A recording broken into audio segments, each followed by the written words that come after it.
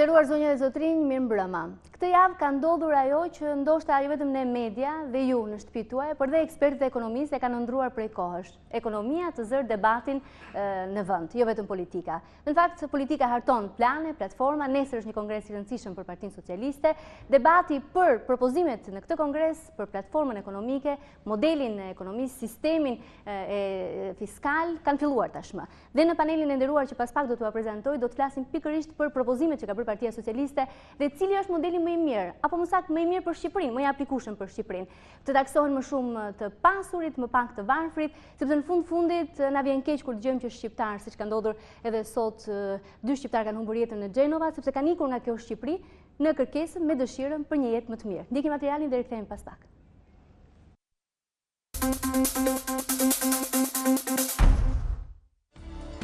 Partia Socialiste vetë shpallet rilindja e re shqiptare përmes një platforme që e quan radikale, ambicioze dhe moderne. 4 janë shtyllat e programit të saj. Propozimi që shkaktoi më shumë debat është heqja e taksës së shesh prej 10%, të vendosur nga qeveria Berisha dhe rikthimi i taksës progresive. Sipas Ramës, socialistët do të zbatojnë një sistem më të drejtërisht për ndarjes së pasurisë. Kush fiton më shumë taksohet më shumë, të varfrit paguajnë më pak taksa. Ata le të merren me Marksin po të duan, por i siguroj se do të mbetet brenda selisë tyre, se Marksi në rrugë të Shqipërisë ose në qytetet të Shqipërisë nuk do mund të shetisë më.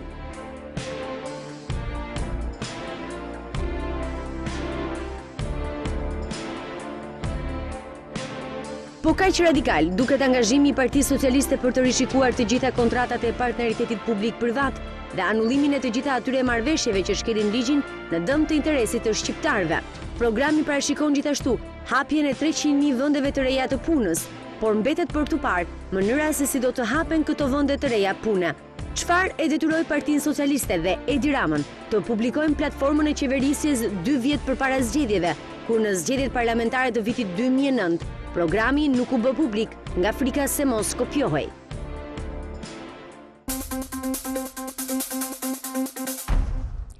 Ju prezantoj me njëherë panelin e sotëm, është profesor Bashkim Berberi, është profesor pedagog në Universitetin Kristal, mirë mbrëma, mirë se erdhët sonte në Tonight. Është i ftuar Zef Preçi, drejtori i Qendrës Shqiptare për Studime Ekonomike, mirë se erdhët zoti Preçi. Mirë mbrëma, mirë se u gjeta. Është i ftuar pedagog në Universitetin Evropian Tiranën, Sartan Gjergji. Mbrëma zoti Gjergji, mirë se erdhët sonte. Gjithashtu kam tjetër ekspert ekonomie, pedagog në Universitetit të Tiranës, doktor Ervin Demo. Mirë se erdhët. Është i ftuar bashkëhartuesi i platformës për cilin do të flasim sot, i platformës propozimeve që do të miratohen dhe nesër në Kongresin e Partisë Socialiste. Kosa Barjaba, mbrëma Kosa, mirë se erdhët sonte në Tonight. Na ndjek nga Londra, pas pak nëse kemi gati dhe e prezantojmë në Skype, është politologu njëkohësisht edhe sekretari politik i PDI-s, Adri Nurellari, i cili do të komentoj si në pjesën e parë të emisionit që është tërësisht ekonomike dhe në pjesën e dytë ku do të kemë kolegë të ftuar të shtypit të shkruar dhe të ekranit për debatuar për pjesën politike të Kongresit nesër. Çfarë do ndodh me Partinë Socialiste dhe të ardhmen e saj dhe liderin e saj gjatë këtij kongresi. E filloj me pyetjen e parë, do ta nisja me ju zoti Berberi, taksa e shesh, taks progresive, kush modeli më i mirë? Ky është një sistem taksimi në fakt që nuk është që nuk njihet në botë. Unë do të thosha që problemi për Partinë Socialiste shtrohet nëse janë kushtet politike dhe sociale shqiptare për të aplikuar taksimi progresiv apo jo. A është në interesin aktual të Partisë Socialiste që të ndjek një politikë të tillë? Ta pyesim me që ka qenë bashkëhartues zoti Barjaba? Unë mendoj që vlerësimi një sistemi taksimi duhet bërë në kontekstin ekonomik dhe në kontekstin e zhvillimit të vendit. Kështu që pyetjes a është sistemi taksimit më i miri për Partinë Socialiste, unë mendoj që është sistemi taksimit më i mirë për Shqipërinë. Sepse sistemi taksimit që është aktualisht në fuqi, që është rezultati një ndryshime të vazhdueshme në sistemin fiskal të vendit këto 4-5 vitet e fundit, është një sistem taksimi i përdorur në mjaft vendet e Europës lindore dhe qendrore, por është përdorur në një kontekst të caktuar historik. Sistemi i taksimit që aktualisht ka Shqipëria është përdorur në fillim të tranzicionit në shumë vende të Europës qendrore dhe lindore, duke filluar nga vendet baltike, ku u implementua që në fillim të tranzicionit, pasaj në vëndet Europës qendrore, duke madje edhe në Rusi, në vitin 2003 ka përdorur dhe Serbia. Pra, sistemi i taksimit të sheshtë është përdorur në fillim të tranzicionit, kur ekonomit e Europës lindore dhe qendrore po transformoheshin nga ekonomi të centralizuara në ekonomi të hapura, në ekonomi të tregut të lirë. Kur kishte një informalitet të madh, kur kishte një rritje të vrruthme të GDP-s për arsye të efektit ketchup, për të ndryshimit të sistemit, kur kishte një shkallë shumë të lartë informaliteti dhe nuk kishte statistika. Kështu që dhe sistemi i taksimit të sheshtë në këto vende u bë për arsye të mungesës së aftësive dhe kapaciteteve për të ndërtuar një sistem modern taksimi, siç ishte në vendet perëndimore. Dhe gradualisht këto vende kanë dhënë shihen e para të ndryshimit të sistemit taksimit drejt aplikimit të një sistemi taksimi siç aplikohen në vendet e zhvilluara në Shtetet e Bashkuara në Europën perëndimore. Dhe një nga arsyet që vendet e Europës lindore dhe qendrore aplikuan këtë lloj sistem taksimi në fazat e para të tranzicionit ishte edhe për të përgjigjur nevojave dhe ekspansionit të tregjave perëndimore të këtyre vendeve për të gjetur fuqi punëtore të lirë, për të gjetur një treg investimesh etj. Kështu që unë mendoj dhe më duket paradoks që në një moment që vendet të cilat kanë ndjekur të njëjtin kurb zhvillimi me Shqipërinë, po heqin dorë nga taksimi i sheshtë, ne fillojmë të aplikojmë këtë taksim të sheshtë. Dakor, Atëherë, pyetja juaj me të drejtë e ngritur jo nga ju, por nga qytetarët, normalisht i konfuzon çik debatin.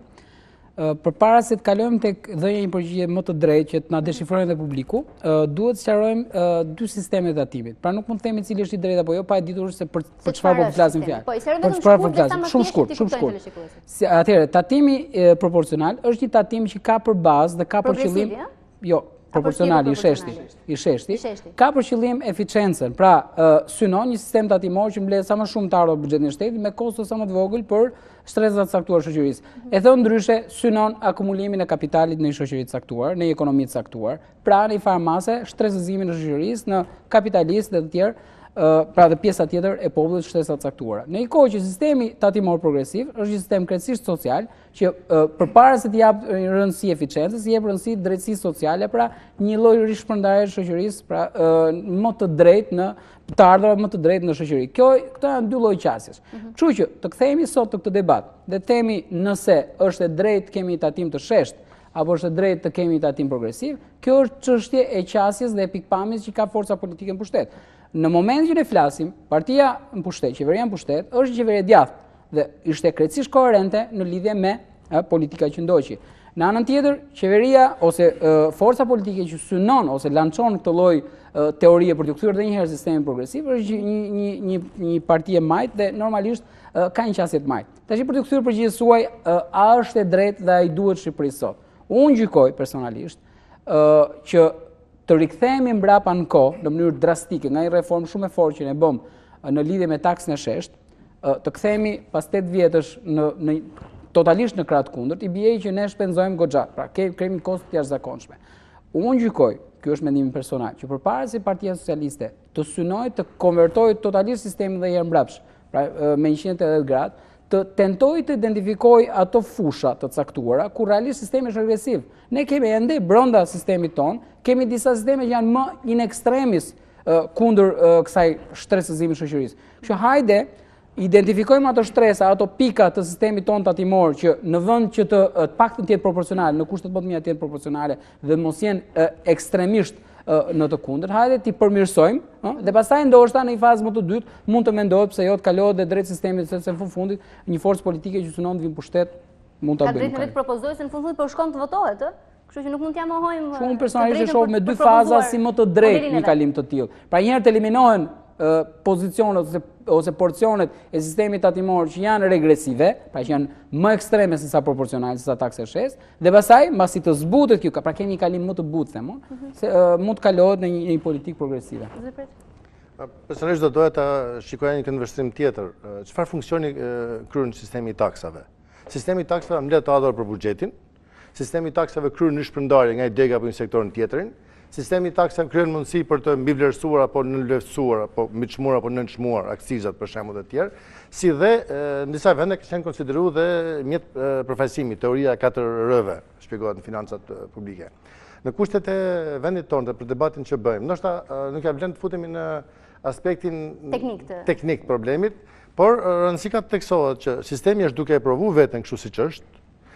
Sistemi nuk ka provu ende që duke lënë më shumë para, se ky është thelbi, duke lënë më shumë para në xhepat e klasës mesme, krijohen vende pune dhe mundësi për të mbledhur më shumë të ardhurën në buxhet, gjë që nuk është provuar në këto vite që është taksa e sheshtë. Në të njëjtën kohë, shqetësim ka për sa takon bizneseve që kanë normë të lartë fitimi, kompanitë e telefonisë celulare apo të tjera, të cilat në fakt bëjnë edhe riadhësim të shumë të konsiderueshme të kapitalit në formën e fitimeve të tyre. Pavarësisht kësaj, se nuk e kam asnjë qartë, dua t'ia sqaroj edhe televizionistëve. Flasim për tatim mbi të ardhurat apo tatim mbi fitimin e kompanive të mëdha? Flasim për të ardhurat personale, për këtë tatim. Në këtë rast flasim për të dyja. Njëra mbitarët e individëve. Pra dhe tatimi i kompanive? Po quhen tatim mbitarë, i rregullojnë njëjti ligj, por janë sepse kanë disa pretendime që po e sqarojnë që nuk bëhet fjalë për kompanive, vetëm për të ardhurat personale. Ajo çfarë është e rëndësishme është që pavarësisht nga sistemi që përdoret, shqetësimi është sa eficient është sistemi. Domethënë, sa përmbush këto prioritete që ka vendosur ligjvënësi në sistemin adoptuar. Dhe në rastin e Shqipërisë, unë nuk shoh shqetësim, nuk shoh argumente të mjaftueshme për të rikthyer një reformë që na kthen disa vite mbas. Unë kam të njëjtin këndvështrim. Pikë së parë do thoja që të dyja partitë politike, dyja forcat politike janë në drejtën e tyre që në bazë të filozofisë ekonomike kanë një lloj përqasje të caktuar për sa i përket sistemit taksave. Por në realitetin shqiptar ne duhet marrim konsiderat atë çfarë ka ndodhur të paktën në dekadën e fundit, duke bërë një lloj krahasimi me dy sistemet që ne kemi pasur në funksionim. Nëse ne referohemi, le themi, një lëvizje drastike që u bë me futjen në fuqi të sistemit me taksën e sheshtë, ajo çfarë ne kemi konstatuar që në mënyrë ose një tjetër ky sistem ka ofruar një lloj performance. Dhe kjo është një gjë që pothuajse pranohet nga gjithë tatim pagues. Nga vetëm ta mbaroj këtu. Dhe aq më tepër, nëse ne i referohemi dhe ekspertit më parë, duhet kuptojmë që ajo çfarë ne dëgjojmë përgjithsisht shumicën e kohës duket Shqipëria është në tranzicion gjatë gjithë kohës, pastaj kur pas kemi regjim takse që është i përshtatshëm për një sistem që është tranzicion, ne themi që Shqipëria nuk është tranzicion, por është vend i zhvilluar. Domethënë, dhe ne duhet pranojmë pak kondicionet ku jemi. Nëse ne referohemi vitit 2005, patjetër që ne kemi pasur një formalitet shumë të madh. Dhe këtë e kemi pranuar gjithë. Gjithë ekspertët ekonomistë, një nga shqetësimet kryesore që ka pas ekonomia shqiptare ka qenë shkalla e lartë e informalitetit. Kështu që nga këtë pikpamje le themi që prezantimi i një sistemi të ri taksimi, që është taksa e sheshtë, në atë moment bënte një sens. Dhe koha e ka vërtetuar këtë që ka qenë një lëvizje në thonjza pozitive për sa i përket në thonjza zhvillimit ekonomik në tërësi e tjera. Jo, mos i lëm thonjzat. Ka qenë pozitive apo jo? Jo aty ku pritej, por ka qenë pozitiv.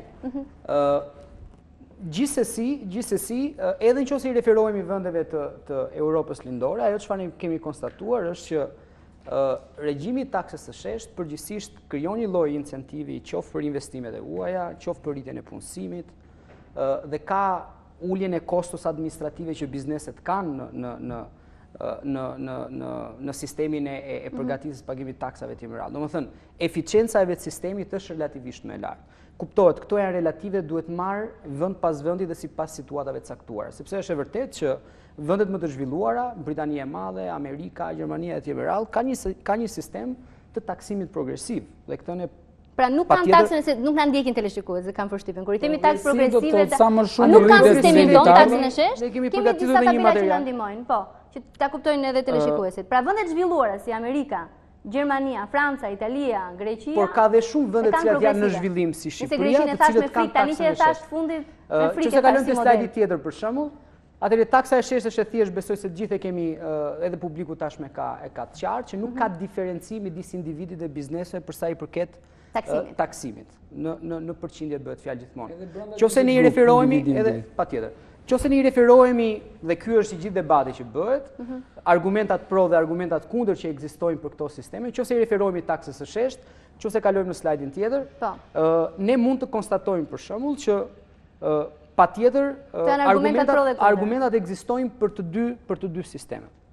Tani kuptohet që këto argumentat duhen marrë dhe duhen përafruar me realitetin që ne operojmë. Nëse i referohemi argumentave pro për një taksim të sheshtë, ofron një sistem taksimi më të thjeshtë, transparent për taksa paguesit, kosto më të lira administrative për biznesin, ka një efekt pozitiv për rritjen e punësimit, investimet e tjera. Këto janë nga pikpamja teorike janë botërisht të pranuara. Siç janë të pranuara gjithashtu edhe argumentat kundër këtij sistemi të taksimit që detyron klasën e mesme të bëjë një lloj subvencioni, le të themi për më të pasurit, për shkak se bara fiskale e tyre rritet nëpërmjet taksimit të shesht, taksën e konsumit e tjerë me radhë, krijon konfuzion qoftë nga pikpamja e reformave, sepse gjithmonë përdoret ideja që qoftë se bëjmë taksimin e shesht, sistemi i taksimit bëhet edhe më i thjeshtë, ndërkohë që duhet parë në realitet se si kjo funksionon. Ndërkohë që ka dhe argumenta që shumë vendet e zhvilluara, Amerika, Anglia e tjerë me radhë, të gjithë e pranojnë që kanë parë në të keqe nga taksa progresive. Kanë sistemin e taksës progresive. Por vendet që janë në zhvillim, vendet e Europës lindore dhe në vendet të tjera dhe në kontinentet të tjera, taksimi i shesh ka rezultuar pozitiv. Domethënë, sepse incentivon thithjet e kapitalit. Thithjet e kapitalit, por në një kontekst historik dhe zhvillimor të caktuar. Zoti Barjaba, do po lexoj pjesë nga programi i platformës PS-s. Vendimi për përgjysmuar tatimin rezulton të ketë privilegjuar vetëm kompani të mëdha. Në pjesën ndërmuese, klient të pushtetit apo kompani që ushtrojnë aktivitetin e tyre në tregjet kontrolluara ose kartele a monopole. Atëre. Se besoj se dhe ju do keni dorë këtu kur është shkruar kjo. Tu jemi para një fakti që Partia Socialiste është kthyer në një program mirëfill dhe tërësisht të majt. Dhe kjo ndodh në një kontekst të caktuar kur Shqipëria ka nevojë për një politikë të majt dhe për një program të majt. Një program konkurrues dhe alternativ i programit aktual qeverisës. Unë po e përsëris. Taksimi i shesh është përdorur në shumicën e vendeve të Europës lindore dhe qendrore në fillim të tranzicionit sepse përdoret kryesisht në ekonomitë e pamaturuara. Dhe fillim të tranzicionit deri në 95 modeleve. Dhe në një kohë që ne pretendojmë të hyjmë në fazën e një vendi të zhvilluar, pra jemi një vend i zhvillim me objektiva që të bëhemi një vend i zhvilluar, më duket një nonsens që të përdorin një sistem taksimi të cilin vendet e zhvilluara nuk e përdorin. E kemi panelin 4-1 me sa shofun? Për taksën e shesh? Po. Se mund të shojë raportet. Ajo që është pozitive është edhe Partia Socialiste pranon që ne do marrim statusin e vendit të zhvilluar shumë shpejt. Por, do ta marrim.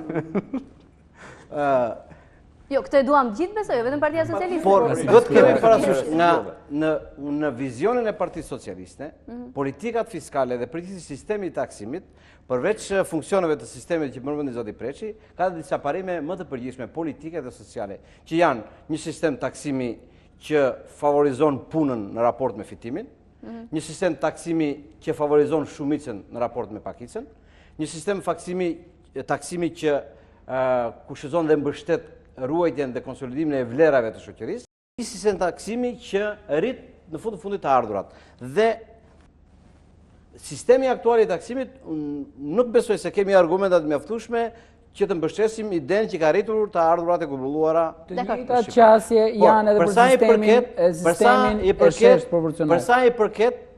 Përsa i përket qëndrueshmërisë së politikave fiskale dhe sistemit fiskal, është e vetmja gjë që nuk mund të thuhet se ekziston në Shqipëri, se vetëm 5-6 vitet e fundit janë bërë 64 ndryshime në legjislacionin fiskal dhe në bazat fiskale. Dakor, mos na hajmë raku sepse po bëjmë një ndryshim të 65. Të lutem, që ta kuptojmë nëse po na ndjekin dhe në shtëpi. E kuptuat çfarë është taksa e shesh dhe progresive? Po, pas kanë kuptuar. Çfarë është progresive?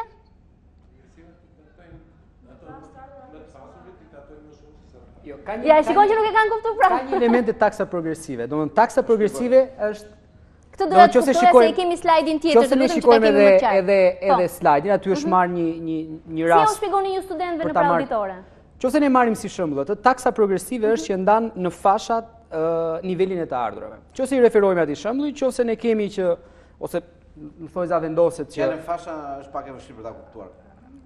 Në grupime, me klasifikime, me përshkallëzime, në grupe shoqërore sipas të ardhurat. Nëse i referohemi atij modeli hipotetik, nëse ne kemi të ardhurat 3.000 deri në $10.000 në vit, teorikisht mund të taksohet me 5%.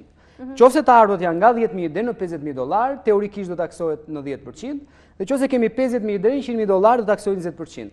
Taksa progresive tani duhet të kuptojmë dhe ai që ka të ardhur $100.000, nuk është se taksohet për të $100.000 20%. Por normalisht për $10.000 e parë taksohet 5%, për $50.000 pas $10.000 taksohet me 10% dhe për pjesën tjetër taksohet me 20%. Ky është taksimi progresiv në këtë kontekst. Dhe kuptohet që është taksa Robin Hoodit, tu marrim atyre që kanë dhe tu transferojmë atyre që s'kan. Nëse kalojmë te slajdi tjetër për shembull, është interesant. Taksë sociale. Kish pra, po, përdorët si...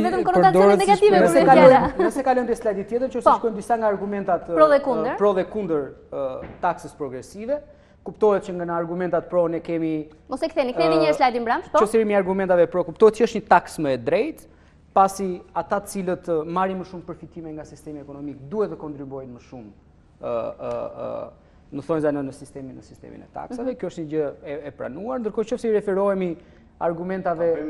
Më të thjesht?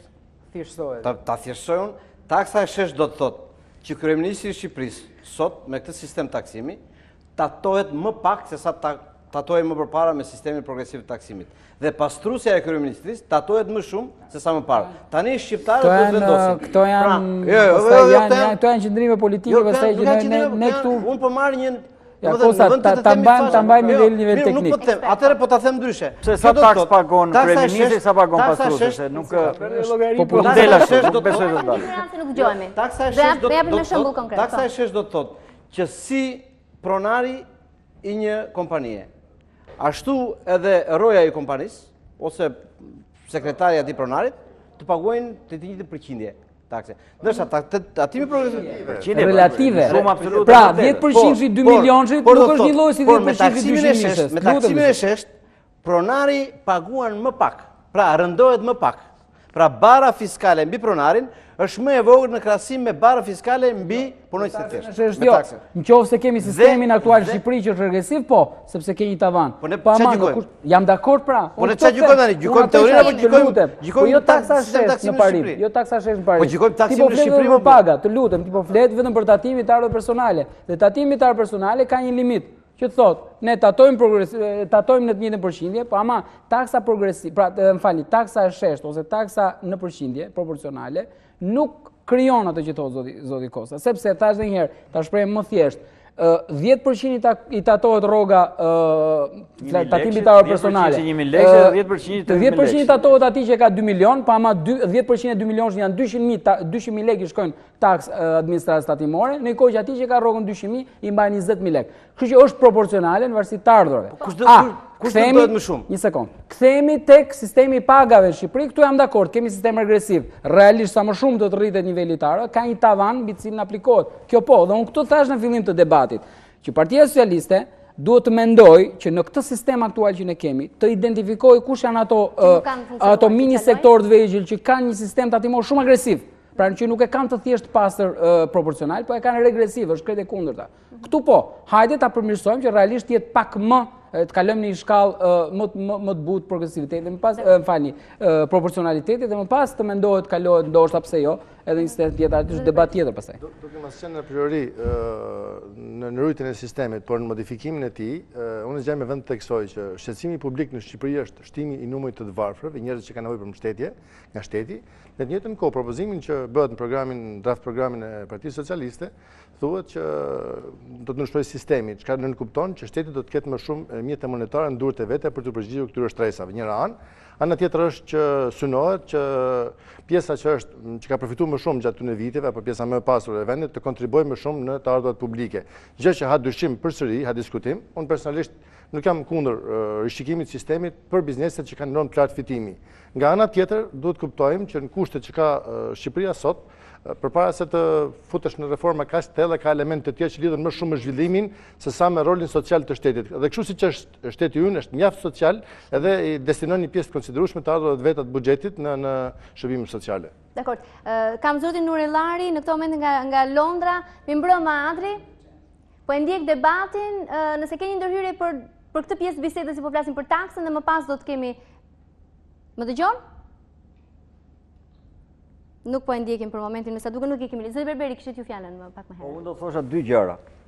Unë e shikoj si një zhvillim pozitiv në Shqipëri dhe veçanërisht në politikën shqiptare dhe në mënyrë më specifike në politikën ekonomike të Shqipërisë, faktin që tashmë po pozicionohen qartazi dy forca kryesore politike.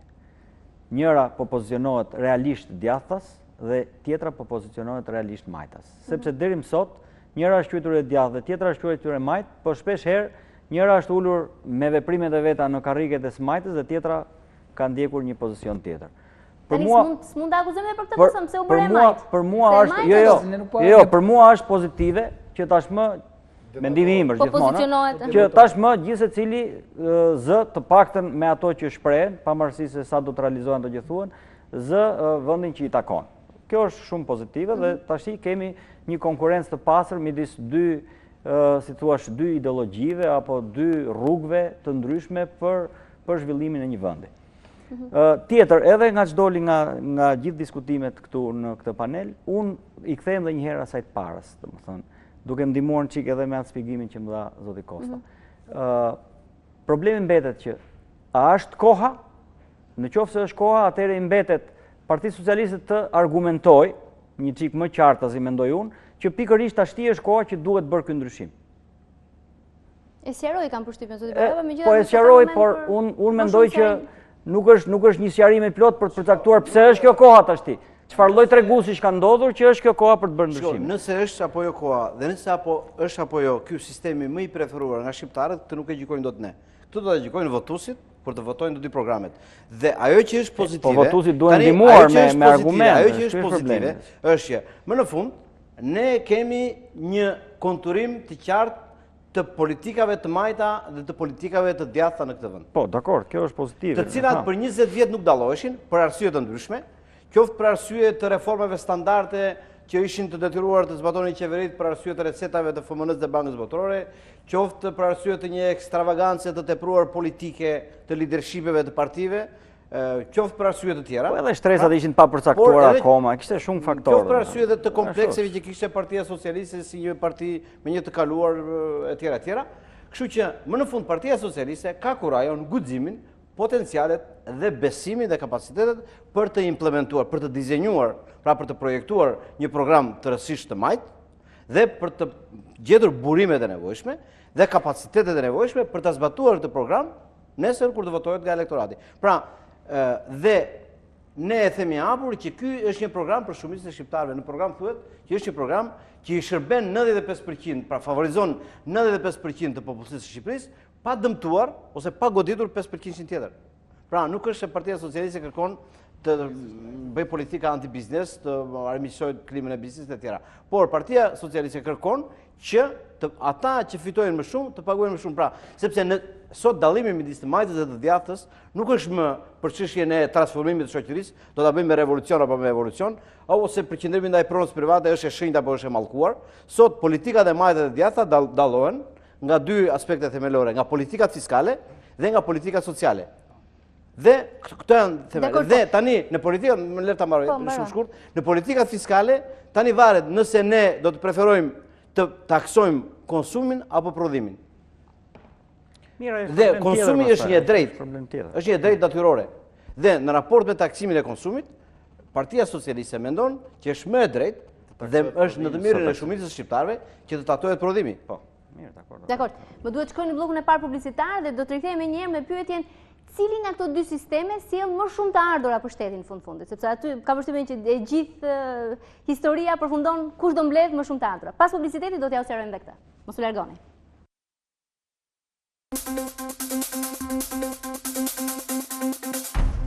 U rikthyem për ta bërë pyetjen që e thash përpara se shkonim në publicitet, ndoshta me ju zoti Gjergji i pari. Kush fiton më shumë nga këto sisteme, në fundit shteti? Ku mbledh më shumë të ardhura?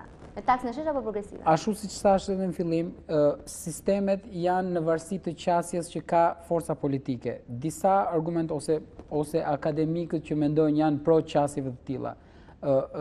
Akademikë që janë pro qasjes të taksës progresive më gjykojnë që duke tatuar më tepër ata që kanë nivel kapitali apo nivel të ardhurë më të lartë, gjeneron më tepër të ardhura në ekonomi dhe kjo është një mënyrë më direkte. Në një kohë që ata që japin prioritet eficiencës, pra taksës proporcionale, edhe ata mendojnë që sillet niveli të ardhura në buxhetin e shtetit më i lartë për arsye, por pak më indirekt. Pse?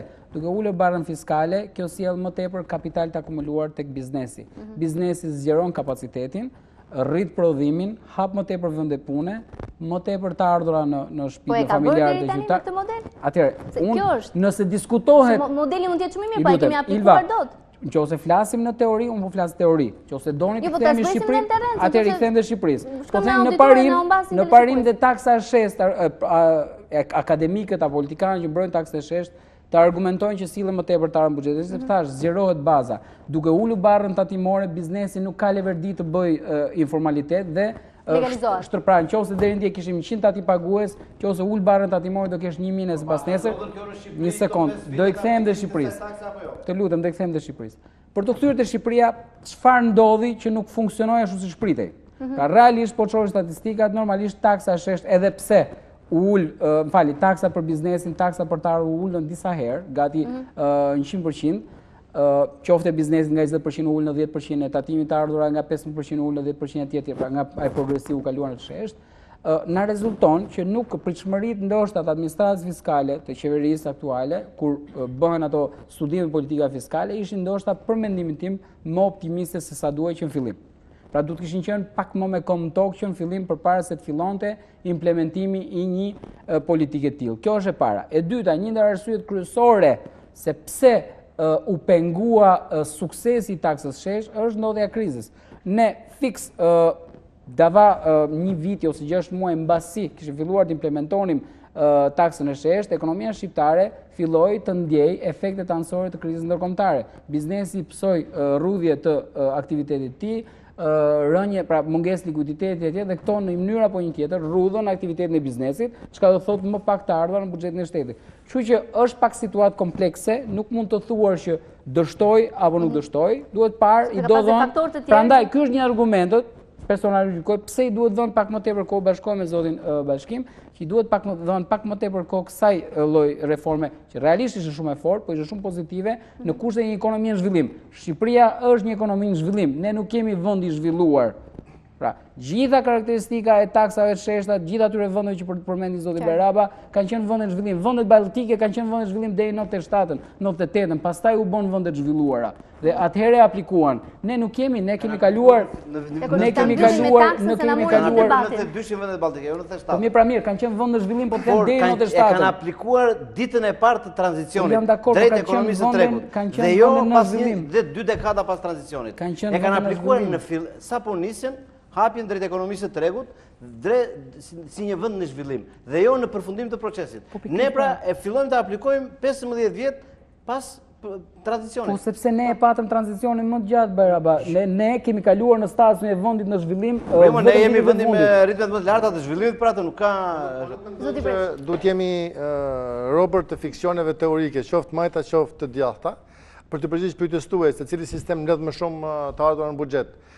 Mendoj se nuk mund të parashikoj njëri të thotë që ky sistem mbledh më shumë ose më pak, masi volumi i të ardhurave buxhetore kurzohet nga numër faktorësh që kanë të bëjnë me shkallën e zhvillimit të biznesit, nivelin e punësimit, kërkesën e agregatet të brendshme, informalitetin, fuqinë eksportuese e tjera si këto, dhe është një amalgam faktorësh të cilët disa janë në favor, disa kundër, dhe në thelb të thotë dikush sot që ky sistem mbledh më shumë ose më pak meriton një çmim Nobel. Nuk e themi dot tani. Po, merve. Shiko, kur u aplikua sistemi, u premtua që do mblidhe më shumë të ardhura. Faktikisht nuk janë mbledhur më shumë të ardhura. Ne mund të gjejmë argumente sa të duam, por produkti nuk është ai që pritej. Pra, përderisa nuk dha produktin që pritej, ky është sistemi dështuar. Sepse në vend që të rrisë të ardhurat nuk i ka rritur, ka prodhuar papunësi, ka prodhuar varfëri. Ju e merrni si fabul faktin që në Shqipëri ka 1 milion të varfër, por faktikisht në Shqipëri ka 1 milion të varfër. Dhe nëse 1 milion të papunë, dhe nëse një i papun është detyruar të mbajë edhe një pjesëtar tjetër të familjes, në Shqipëri rezultojnë logjikisht 2 milion të varfër. Dakor. Dhe ky sistem pra nuk ka tërhequr investimet e huaja. Dhe ky sistem ka tërhequr investimet e huaja kur raporti nuk ka rritur të ardhurat. Dhe ne mund t'ia kalojmë krizës, por unë nuk e kuptoj çfarë krizës, sepse ne nuk kemi pranuar zyrtarisht asnjëherë që jemi në krizë apo jo. Më fal, diçka për shtuar. Ndoshta kur diskutojmë jo për të vënë para tokës për shkatimin të sistemin, po ndoshta duhet të flasim më shumë për rrugët e zhvillimit, për prioritetet e zhvillimit, për dallimet programore me qeverinë që mund të ketë programin nesër me qeverisë, dhe si mund Shqipëria të avancojë më shpejt në zhvillimin e saj, më shumë se sa të merremi me anë pozitive dhe negative. Ka argumenta në dy krahë. Unë personalisht dhe përgjithsisht në programin e Partisë Socialiste, problemi është që Partia Socialiste propozon një sistem fiskal të vetin. Unë kam shumë respekt për sistemin fiskal të Partisë Demokratike dhe të qeverisë, sepse ai është një sistem që mbështetet në një politikë të djathtë. dhe se cila parti politike dhe se cili blok dhe grup politik ka të drejtë ndërtoj politikat e veta dhe sistemin e vetë. Dhe u takon shqiptarëve të gjykojnë se cili sistemi më i mirë. Për ne jemi të bindur që mbështetemi në vizionin që sistemi ynë është më i mirë për 95% të popullsisë dhe nuk jep të ardhurat dhe fitimet e nevojshme që priteshin për 5% të popullsisë. Pra, 5% e popullsisë do të fitojnë më pak dhe 95% e popullsisë do të paguajnë më pak. Kjo është filozofia e sistemit dhe kjo është ABC-ja e këtij sistemi dhe prandaj Partia Socialiste kërkon ta zbatojë. Ka zgjedhur këtë model. Ne gjithë jemi dakord që Partia Socialiste në drejtën e vet që të propozojë sistemi progresiv të taksave dhe kjo është e padiskutueshme. Drejtën e vet shkojnë votimet, kërkojnë votën. Është në linjën politike, është normale. Ajo çfarë unë do thosha duke u rikthyer edhe pak programit, normalisht ne kemi pasur në dispozicion. Ka disa pikpyetje që lindin kur ti e lexon atë program. Domethënë dy pyetjet e para është si dhe sa. Si do të bëhen disa nga gjërat që propozohen aty dhe sa është kostoja për të implementuar ato politika të pretenduara. Nëse ne i referohemi shumë nga politikat e përmendura aty, qoftë nga ulja e barës fiskale në disa raste për disa segment caktuar të popullsisë, qoftë duke i referuar dhe disa politikave për rritjen e shpenzimeve në bujqësi etj. Me radhë, atëherë do të ishte shumë mirë qoftë edhe nga pikpamja e ekspertizës që ne të kishim disa shifra reale të llogaritura nga Partia Socialiste, duke pasur një model për sa i përket taksës progresive, sa të ardhurat potenciale supozohet që mund të gjenerohen me këtë regjim taksash, si do të shpërndaheshin këto në sektorët strategjik që përmendi dhe Preçi, cilët kanë prioritet nga pikpamja e mbështetjes, si do të realizohen këto politika në 4 vjet potenciale, flasim se mandati është 4 vjeçar. Mund ta ketë programin e të tjerë me radhë. Ajo çfarë ne kemi lexuar, ajo çfarë ne s'ka gjë. Dakor, ky është një draft platform. Ajo është një policy paper, ajo është një dokument politik, normalisht pritet që besoj. Do elaborohet, do ketë mundësi të. Por ajo çfarë konstatohet aty dhe që ne përsëri me sa kuptova mbiem gjithë dakord, ky është një hap pozitiv sepse ne po i rikthehemi politikës kthehet në disa debate reale të cilët prekin gjithë shoqërinë. Eksakt. Nuk prek as partin tjetër, por prek shoqërinë mbi të gjitha. Dhe aq më tepër debatet kur trajtohen në një këndvështrim me, le themi, në bazë ekspertësh etj. Është një gjë pozitive që shërben më tepër dhe vetë partive politike për sa i përket platformave që ato organizojnë. Dhe shqyqy që po i dëgjojnë një herë ekspertët, nëse që i kanë marrë në konsideratë. Unë kuptoj shqetësimin tuaj për faturën e programit, por më lejoni të them që programi për të cilin po diskutojmë është programi politik i Partisë Socialiste, pra programi politik. Nuk është programi i mirëfillt të qeverisës. Ky program, dhe po t'japim edhe përgjigje pyetjes pse është publikuar që tani, sepse ky është programi politik i Partisë Socialiste, i cili do të përkthehet, do të kompletohet si një program qeverisës në momentin dhe elektoral në momentin që do të jetë momentin e duhur. Dhe ky program do të nënshtojë një gjykimi publik, pjesë e cilit është debati ynë, dhe do të rishikohet, përmirësohet dhe përsoset derisa Partia Socialiste do dali para qytetarëve shqiptar me një program elektoral dhe një program qeverisës që jam i bindur që do jetë një program bindës dhe fitus. Dakor. Andrej po na dëgjon tani këtë radhë. Lejoni, domethënë do ta mbyllje me këtë që ne në Shqipëri gjithmonë kemi bërë eksperimente dhe eksperimentet kanë qenë të një shtrije goxha të madhe, edhe në aspektin gjithë shqiptar, edhe në aspektin të një kohe shumë të gjatë. Unë gjykoj që ne kemi vuajtur shpesh dhe kemi pësuar nga këto eksperimente.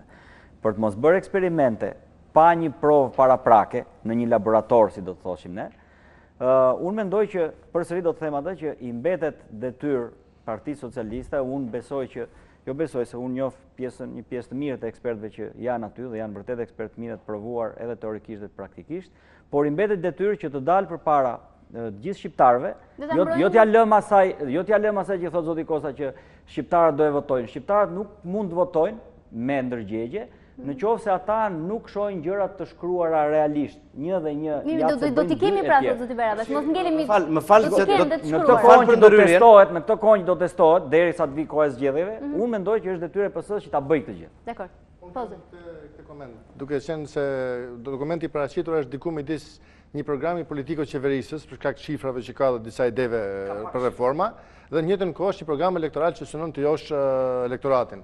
Është të kuptueshme që është pozitive dhe hera parë që nga 2005 që PS-ja del me një program, sepse në 2 zgjedhjet a 3 zgjedhjet e mëparshme qendrore apo vendore ka qenë pa program. Jo, nuk është vërtet. Dhe ana tjetër pastaj është ta mëroj. Ana tjetër është që nëse shohim si një program politik, siç e thoni ju, unë kam përshtypjen që ka doza jo realiste në të, ka shifra që janë vështirësisht për të mbrojtur, se takon punësimit të ndonjë tjetre, për të mos thënë tjetrën që ka dozat populizmit ekonomik që kanë shoqëruar retorikën politike të magjorantës aktuale, por që i përgjigjet deri diku me të njëjtën monedhë. Se ka ndodhur ndonjëherë që një projekt i një partie të jetë realizuar në 100% siç e kanë propozuar? Jo, nuk është çështja e realizimit, çështja është në çfarë hullie e tërheq palën tjetër. Dhe është pozitive që ka një program, është pozitive debatohet rreth kësaj teme, por kur futesh në përmbajtje shikon që ka doza jo realiste në të, edhe ka populizëm ekonomik. Ku është jo realizmi? Le të bëhemi konkret. Të lutem, zoti Bajrami, jo tani. I marrim, a bëhet as bëhet tani, do pyes pas pak. Adri, po e ndjej, po e përcjell debatin. Po, mirë mbrëma, po pse më kaqësi? Pse parë do të thëroj diçka zotin Bajrapa, që taksa shesh gjendet në vendet fqinje tona, Bullgaria, Maqedonia, Rumania, Malizi dhe Serbia kanë taksë shesh, dhe ka vendosur vitet e fundit për informacion, pra nuk është vend në fillim tranzicionit, por çështja nuk qëndron aty. Pyetja që shtrohet është, a kemi ne si synim kryesor dhe objektiv kryesor të shtojmë të ardhurat e qeverisë në fakt, dhe në këtë rast këtu ka një inkoherencë në programin e Partisë Socialiste, sepse nga një anë thotë që ekonomia është keq shumë, dhe nga tjetër thotë që do vendosim do taksa rishpërndarëse, por normalisht rishpërndarja ndodh atëre kur ka një byrek të madh dhe mandej rishpërndan, ndërkohë që ekonomia, siç po thuhet nga Partia Socialiste, është një byrek i vogël, pra nuk çfarë të shpërndash kësaj gjëje. Absolutisht prania e një programi ekonomik kur bën një ndryshim rrënjësor, mendoj unë, është një program përmbajtësor, sepse tregon një kthes, një largim nga kritika nihiliste, jo për baltje, jo me maraz, por një propozim alternativ. Unë problemi që shoh këtu edhe lidh pak me atë që sapo tha zoti Preçi, ka dimensione të qarta populiste, sepse po themi të tipit propozojnë 300.000 vende pune, ndërkohë premtojnë shumë subvencionime në shumë sektorë të ndryshëm, por nuk tregohet qartë se si dhe ku do vinë ato para. Dhe këtu e lidh pak me taksën e shesht, sepse kush është qëllimi i taksës së shesht të rast? A është qëllimi me shtu të ardhurat e qeverisë nëpërmjet taksimit progresiv, apo është qëllimi me bo Shqipërinë konkurruese me sistemin ton fiskal, duke joshur dhe tunduar investorë të huaj? Po të ndjekim panelin me plan më mirë? Po, Adri, se ndërkohë ka ngecur pak figura, të dëgjojmë vetëm audion shumë mirë. Okej, tjetër që përmendja unë është, ka një problem këtu që më shqetëson mua dhe përmend pakës më herët, që ka të bëjë me propozime për ndryshime drastike, që sjell një pikpyetje në besueshmëri ndaj syve të investitorëve, të partnerëve ndërkombëtar si FMN, Banka Botërore. Konkretisht jepet një logjike për tabula rasa që kur të vijmë ne të bëhet nga e para. Dhe këtu nuk kanë fjalë me ndryshimin e sistemit fiskal, që në deri në mënyrë është legjitime përderisa pretendohet që ka një dimension social, por kur thuhet në program anullimi të gjitha koncesioneve të ashtu quajtura të paligjshme, ose kur thuhet që në parlament që sapo të vijmë neve këtë ligj do ndryshojmë, sepse sapo të vijmë ne do të përmbysim të gjë. Ktu kam një frikë në fakt të program, sepse opozita do tregojë vazhdimsinë dhe përgjegjësinë për që shteti të vazhdojë dhe mos të ketë përmbysje çdo herë. Tani një të fundit do thosha, po, e fundit. Është unë shikoj me kënaqësi deri diku, domethënë që ka disa elemente të huazuara nga politika liberale që tregon edhe një lloj kthjellësie të Partisë Socialiste, dhe mendoj këtu si përfaqësues i PTU-s që me gëzim në fakt që Partia Socialiste i kthen vëmendjen tek gjëra të rëndësishme, sikurse thot në program që do të merren me zgjidhje përfundimtare të çështjes së pronës. Për PDU-n dhe një pjesë e mirë të djathtas, çështja e pronës është një çështje thelbësore dhe do ishte shkëlqyer nëse Partia Socialiste dhe opozita në përgjithësi angazhohet konkretisht në mënyrë konstruktive që të merret me zgjidhjen një herë mirë të pronës, dhe po ashtu shikohet që Partia Socialiste deklaron dhe vendos haptasi që bazohet në një sipërmarrje të suksesshme mbështetur në konkurrencën e lirë, në çmontimin e monopoleve, karteleve të grurit, sheqerit, orizit, vajt, barnave, karburanteve. Edhe ky është një lajm i mirë, sepse tregon që në fund Partia Socialiste gjithsesi e shikon të ardhmen në ekonominë e tregut, dhe në këtë aspekt unë mendoj që Partia Socialiste është duke lënë qartasi disa ura bashkëpunimi me të djathtë, treguar që në disa pika mund të bashkohen dhe të bashkëpunojnë. Dakor, faleminderit Adri për këtë pjesë, do të rilidhemi në pjesën e dytë, në pjesën politike të debatit. Bajrapa, nëse ke një përgjigje për këto që tha Adri? Unë duhet të sqaroj një qëndrimin e Partisë Socialiste ndaj aktuales, ndaj arritjeve ose ndaj gjërave që janë bërë në Shqipëri. Nuk duhet ta përfitojmë Partisë Socialiste që sapo të vinë në qeverisje do marrë çekiçin dhe do të shkatërrojë çdo gjë që është ndërtuar. As duhet ta përfitojmë Partisë Socialiste që do të anullojë çdo ligj që është miratuar. Por Partia Socialiste ka përgjegjësinë, do të ketë përgjegjësinë politike, qeverise dhe kombëtare, të anullojë ligjet që janë antikushtetuese. Po çfarë sinjali i çon kjo investitorëve të mundshëm, atyre që janë dhe atyre që duan të vinë? Ligjet që janë antikushtetuese, nëse ligjet kanë shkelur kushtetutën e këtij vendi, është kjo primare. do të anullojë të gjitha veprimet e paligjshme. Pra mund të ketë veprime dhe abuzime që janë në kundërshtim me ligjet. Mund të ketë ligje që janë në kundërshtim me Kushtetutën dhe mund të ketë veprime, privatizime, masa të tjera që janë bërë në kundërshtim me ligjin.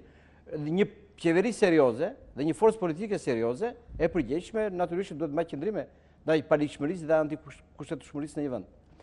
Për sa i përket objektivave, unë mendoj që Partia Socialiste kur ka caktuar objektivin për 300.000 vende pune, ky nuk është i shpike. Pra ka një mekanizëm se si do të hapen këto vende pune. Nuk është një shifër e gjetur e kapur në hapësirë, por është një shifër e studiuar në bazë të nevojave që ka vendi, në bazë të nivelit aktual të papunësisë që ka vendi, në bazë të mundësive reale që do të ketë ekonomia e Shqipërisë, sipas këtij modeli ekonomik në cilin do të orientojë zhvillimin Partia Socialiste, dhe në bazë të burimeve financiare që do mobilizohen për të arritur këtë objektiv. Dhe të jeni të bindur që ky është një tregues shumë i studiuar, sepse në konceptin e Partisë Socialiste, po ju them, politikat e punësimit nuk janë politika sektoriale, as politika dytësore, as politika sekondare. Politikat e punësimit në konceptin tonë janë filozofia e qeverisjes. Pra, politikët e punësimit nuk janë të hapësh vende pune, nuk do thotë të ndërtosh një rrugë, dhe të masës sa bën 1 kilometër, sa kushton një urë, sa kushton një tunel, por do të thotë të gjesh një model zhvillimi ekonomik, i cili të hapë vende pune më shpejt, të hapë vende pune që zgjasin për një kohë sa më të gjatë, dhe vende pune që kushtojnë më pak. Dhe me një kosto sa më të ullët. Dhe orientimit e këtij programi do të na gjeneroj burime financiare dhe të jeni të bindur që në këtë mënyrë do të gjenden edhe faturat përkatëse për... Ashtu të replikoj, për ta bërë më realist edhe debatin edhe për të mos qenë apologjet një krah ose një krah tjetër. Çështja e modelit është çështje e zgjidhur parimisht dhe nuk mendoj se mund të diskutohet për model ekonomik. Unë kam parë dhe konferenca që bëhen këtu, që për mua janë, domethënë, rikthim në konceptet e shkuarës. Çështja e modelit unë mendoj se është e zgjidhur në këtë vend. Problemi i vendeve të punës, me drejt profesori i nderuar Mejdani shkruante dje, para dje kur shkruante dje, analizonte që për të hapur një vend pune duhen 15 deri 20.000 euro. Do thotë që duhen 3 deri 4 miliard euro për të hapur as vende pune. Kështu që është jo realiste në themel. Ndërkohë që në prioritetet e zhvillimit përmendet një listë drejtimesh, por nuk arrin dot nga leximi materialit të determinosh cila është ajo që ka bën të ndryshme zhvillimin nesër nga zhvillimi sot, duke menduar se ky program do gjejë zbatim një ditë. Kështu që në këtë kuptim, çështja e punësimit tingëllon shumë joshse për papunët të varfrit e tjerë, por ka shumë vështirësi në vlerësim. Zoti Baraba thotë që kemi mekanizma dhe dim se si do i prodhojmë ato vende. Çfarë do të faturë financiare? Nëse ju thoni do të rrisim taksën për të pasur më shumë para në buxhet, kjo shkon në kundërshtim me mundësinë e hapjes vendeve të punëve një ekonomi që ka 80% sektor privat. Kështu që në këtë kuptim ka kundërshti të cilat kanë nevojë të shoshiten për të bërë më realiste dhe për të përputhur me burimet. Shiko, zoti Peçi. Se të kemi vënë në shinjese dhe të vinë gjitha pyetjet ty. Nuk ka problem. Burimet dhe mekanizmat e parapje në vendet punës më lejojnë ta përsëris. Politikat e punësimit nuk janë politika, pra hapja vendeve të punës nuk është gjithsoj që nga trajnimi, që nga vocational, drejt e kërcimit. Ka një kosto, por kjo kosto, por shuma, fatura e hapjes së vendeve të punës nuk mund të llogaritet si fatura e ndërtimit të një ure. Politikat e hapjes së vendeve të punës janë në varësi të mos e quajmë model, megjithatë edhe modeli ka nevojë të diskutohet, dhe Shqipëria ka nevojë të diskutojë një programim të zhvillimit ekonomik sipas sektorëve, të cilët gjenerojnë më shumë të ardhurë dhe vende pune, dhe orientimi i vendit drejt dhe programimi i zhvillimit të vendit drejt atyre sektorëve që prodhojnë më shumë vende pune, në një sinë e kohës, një fat sa më të shkurtër, me një kohë zgjatje sa më të madhe dhe me kosto sa më të ulët, do të gjerojë shumë të ardhura. Dhe përveç kësaj, një rezervë shumë e madhe për rritjen e numrit të punësuar në fshati. Ju besoj keni bërë studime në fshat dhe duhet ta dini, po aq mirë sa dhe unë, që në fshat vetëm rreth gjysma e fuqisë punëtore është e zënë me punë. Dhe kjo gjysma e fuqisë punëtore punon me gjysmën e kapaciteteve produse. Kjo është e vërtetë, por një Shqipëri e zhvilluar do të ketë shumë më pak popullsi fshatare, përsëri ka kundërshti. 25% e fuqisë punëtore në fshat është aktualisht në eficiencë duke punuar. Dhe kjo është një rezervë shumë e madhe dhe politika dhe hapja e vendeve të punës në fshat dhe zgjerimi, rritja e numrit të punësuarve në fshat, unë nuk mendoj më shumë se sa për një faturë financiare, ka nevojë për legjislacion dhe politika fleksible që të nxisin kooperimin në fshat dhe që të nxisin fshatarët për të Zoti Barabesi, do t'jap fjalën janë minutat e fundit. Unë do të thojë që realisht bashkohem edhe parafolsve që dokumenti është një dokument politik. Dokumenti normalisht thjesht hedh idetë kryesore, shtyllat kryesore që supozot oferta më e mirë politike që gjykohet do sjellë opozita nesër pas nesër për të kandiduar për të marrë pushtetin në të ardhmen. Për hir të së vërtetës, në gjykimin tim personal, dokumenti është shkruar me një gjuhë krejtësisht pro filozofisë së majt, dhe janë krejtësisht korrekt në të drejtën e tyre dhe krejtësisht normale, identifikon shumë qartë realisht disa plagë me të vërtetë që ka shoqëria sot, duke filluar nga klientelizmi, tatimi agresiv, papunësia, mungesë likuiditeti, pra një sër komponentësh që janë realisht plagë për momentin në drejtim të zhvillimit ekonomisë së vendit apo të përmirësimit të shoqërisë. Bashkohem me zotin Preçi që realisht në disa pika, po që nuk përbëjnë të madhen, po themi 10 o 15% të këtij dokumenti politik, ka disa populizma të cilat realisht nuk bazohen as në logjik. Pra, rasti i 300.000 vendeve të punës ta shumëzosh me 10-15.000 euro, domthonë është s'ka asnjë lloj, por ama në totalin e tij, unë gjykoj që është dokument i mirë shkruar, të paktën në letër, dhe të shpresojmë, unë duhet besoj që në të ardhmen oferta politike e Partisë Socialiste do përmirësohet, pra do tentoj të qofte edhe për shkak të këtyre debateve, pra ky debati gjeneruar do merren konsiderat edhe kritikat e ekspertëve, dhe unë gjykoj që deri në zgjedhjet 2013 Partia Socialiste do vi me një ofertë politike shumë herë më detajuar dhe shumë herë më të kopësitur, gjithmonë në filozofinë e saj. Pastaj aty në debatit nëse ne gjykojmë që disa mekanizma janë më të drejta apo jo, ajo është debat krejtësisht akademik dhe ideologjik, por në parim janë krejtësisht në drejtimin e duhur gjykoj unë si dokument politik, pavarësisht disa gjëra të vogla, por unë gjykoj që duhet përmirësuar akoma më tej dhe duhet rrahur akoma më tepër si debat dhe gjykoj që Partia Socialiste duhet të jetë kujdesshme ndaj kritikave pozitive, oponencave pozitive që i bëjnë nga ekspertët këtij dokumenti. Një përgjigje shkurtër se kanë fjalën dy kolegë. Natyrisht mirë priten edhe sugjerimet, edhe kritikat, edhe vërejtjet. Tani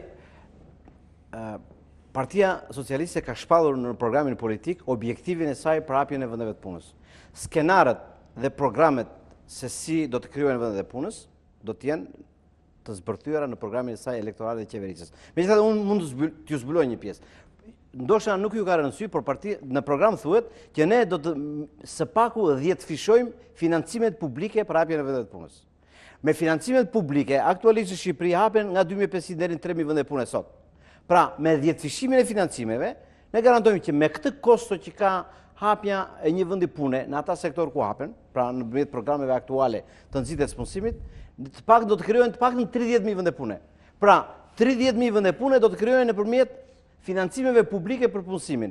Pra, gati gjysmën e përgjegjësisë e barës për hapjen e vendeve të punës, qeverisja socialiste do ta marrë përsipër me financime publike. Kjo është pa dashur të diçka. Ajo çfarë do thosha është kjo. Ne gjithë ram dakord në parim që është një hap pozitive të Jemeral, që të bëjë një përmbledhje të shkurtër.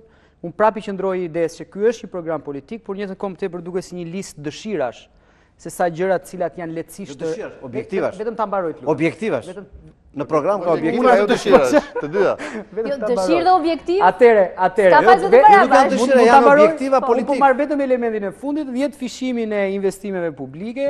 Tani aty përmendet që ne do ulim borxhin publik, aty përmendet që ne do pesfishojmë investimet në zonat rurale, aty përmendet që do mbështesim arsimin e lartë, shëndetësinë etj. Tani, këto janë para. Dhe ne duhet të kuptojmë diçka, buxheti i shtetit, kushdo që të vinë qeveri, kushdo që të vinë pushtet, ka limitet e veta, çfarë do lloj sistem taksash të vendosin, cili do të jetë ritmi i rritjes, buxheti do jetë i kufizuar. Dhe në të njëjtën kohë do të kemi parasysh diçka tjetër. Pesha specifike që kanë shpenzimet publike në raport me GDP-n në Shqipëri janë relativisht të ulta.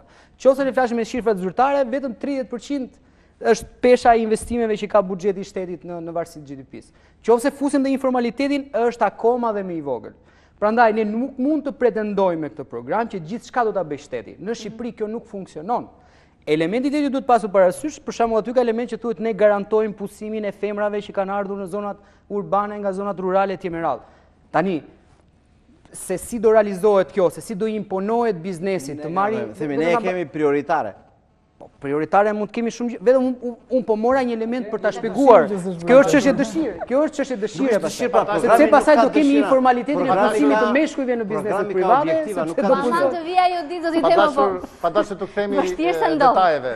Unë qmaj që është një hap pozitiv në debatin politik të ditës, evitohet retorika dhe sulmet të ndërsjella dhe fokusohen çështje që shqetësojnë shoqërinë. Nga ana tjetër do të ishte dëshueshme që përmes një programi politik të mos krijohet rreziku i rënies viktime pritshmërive shumë të larta që ndërton.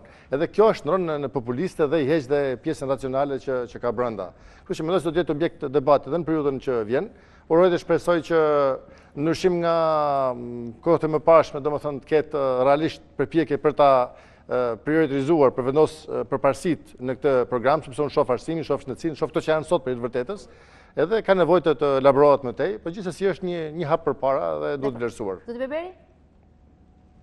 Unë gjykoj që dhe mendoj që këto dy forca politike dhe të gjitha që plotësojnë hartën politike shqiptare, thellë ndërgjegjen e tyre janë të prirura që të bëjnë mirë për Shqipërinë dhe për shqiptarët.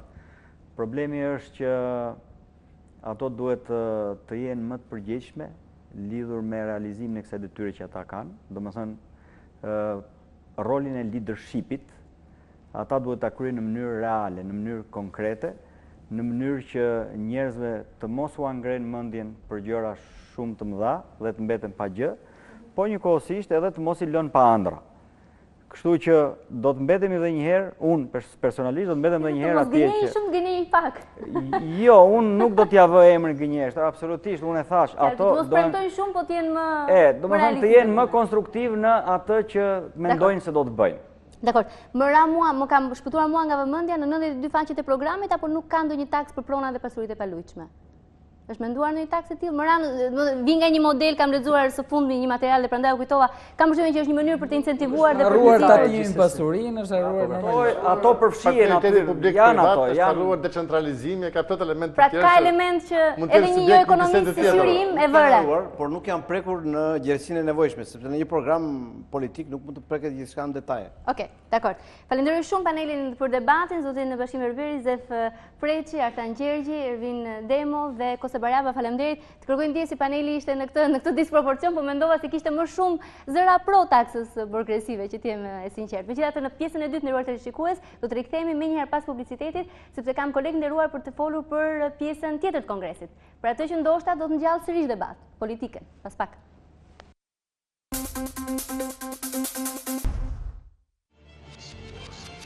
Edi Rama vjen në krye të Partisë Socialiste në një moment të vështirë kur PS, e braktisur nga lideri i saj historik Fatos Nano, kërkonte një figurë me popularitet që të mund të ringrihej sërish.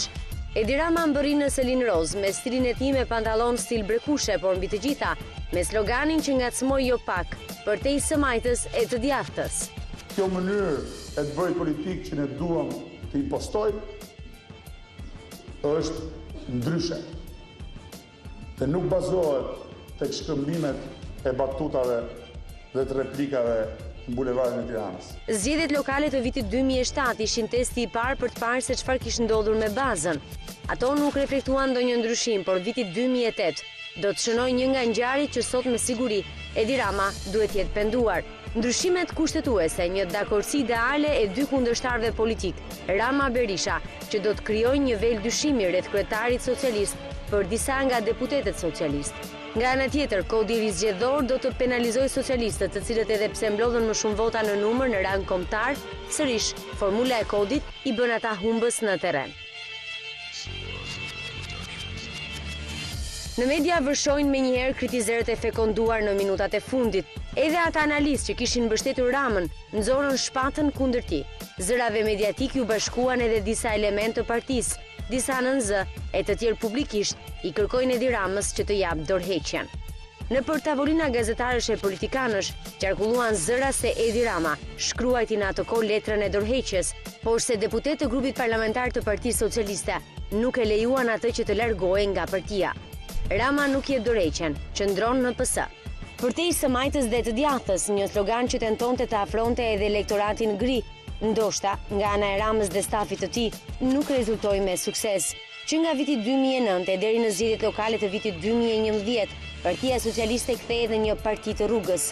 Rama vendos që opozita të mos shkojë në parlament dhe kërkon hapjen e kutive përmes protestave dhe bllokimit të legjislativit. Këto 2 vite do shoqërohen me greva urie në bulevard, mitingje të pafund për votën e vjedhur, sistemin e korruptuar sipas të majtëve të qeverisë. Urrejtja dhe rebelimi është kundrejt dyshes Berisha Meta, e cila shpërthen në 21 janar pas videos së Ilir Metës. Nga viti 2009 deri në shtator të 2011, strategjia e partisë më të madhe opozitare ishte bllokimi dhe protestat në rrugë. Humbja në zgjedhjet lokale të 8 majit të 2011 detyron kreun e Partisë Socialiste të bëjë kthes. Rama për një kohë të gjatë nuk del në deklarata dhe shkëputet nga media televizive, por jo nga ajo e shkruar. Ai rikthehet penës, editorialeve, rrjetit social Twitter, duke bërë një opozit më intelektuale. Partia Socialiste kthehet në parlament, por surprizat nuk mbarojnë me kaq. Rama ka një as nën mëng, platformën me premtimet ekonomike, për të cilën flitet çdo ditë tashmë. A është kjo platformë një shprehje e qartë se Edi Rama nuk është më për te kaheve, por zgjodhet të jetë vetëm i majt për të majtët.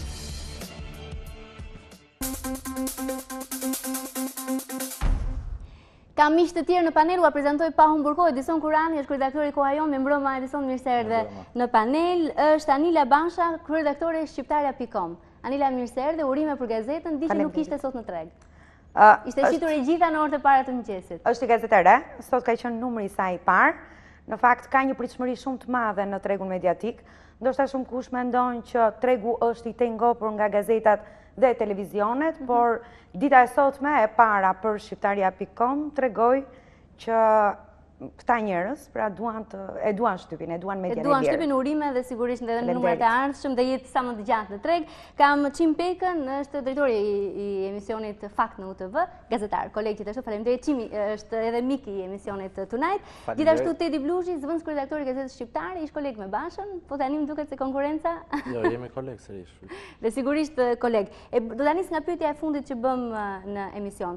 U bë në insertin që përgatiti Mira Kazhani, u bëj majt Rama për të majtën më në fund? Se në fillim e nisi Basha si jam as i majt as i djathtë, nuk jam madje as politikan. Kam përshtypjen që në këtë moment, me sa po e shohim, nga programi që ka shpalosur zoti Rama edhe në sajtin e Partisë Socialiste apo në sajtin e tij personal, po dhe nga ajo që ndoshta do të shpalosë edhe nesër në Kongresin e Partisë Socialiste, duket se Rama është futur në binarët e asaj që ka kërkuar për gjithë këto vite një forcë e majtë. Pra, duke nisur që nga viti 2000, të themi e deri më sot, madje tek shqiptaria.com, sot kemi bërë edhe një analizë të gjithë kongreseve të Partisë Socialiste, duke qenë se është 20 vjetori kësaj force politike, si kanë shkuar këto kongrese. Dhe pritshmëritë kanë qenë që nga viti 2000 deri më tani, duket se Partia Socialiste ka qenë gjithmonë në ullit e sherreve, debateve, dhe pa një linjë të qartë dhe saktë. Fakti që është fokusuar sidomos tek ekonomia, dhe aq më tepër që po shohim Ramën dhe Blushin edhe në monitorin e madh, fakti që po përpiqet në këtë politikën e re të afrojë dhe ata që ka pasur zëra oponent brenda partisë, tregon se ndoshta është në linjën për të kthyer të majtën tek e majta. U përpoq Rama të mos ishte pjesë e majtës, po më duket se e mori e majta dhe u bë majt. Peka. Do kërkoj vetëm pak kohë. Mbaj mend një debat televiziv se kush ishte majta në Shqipëri në 2003, në mos gabon, zoti Rama është shprehur se po të kishin në Shqipëri të majtë si laboristë të Toni Bleri do të isha i majtë. Por të majtë si zoti Ruqi, unë nuk jam i majtë. Bëhet fjalë për 2003 që në mos gabohem. Gjithsesi, me këtë që po bën zoti Rama, pra me programin e ri të Partisë Socialiste, në mënyrë veçantë me programin ekonomik, pa u marrë nëse është i realizueshëm ose jo, megjithëse profesor Mejdani e hidh të poshtë, gjithsesi po e marrin të mirë qenë. Duke ju referuar programit ekonomik të zotit Rama, të shpallur këto ditë, Edi Rama ka pranuar publikisht se ka dështuar me stilin e tij për të përzierë shqiptarët majtë të djathtë të gjithë në Kazan.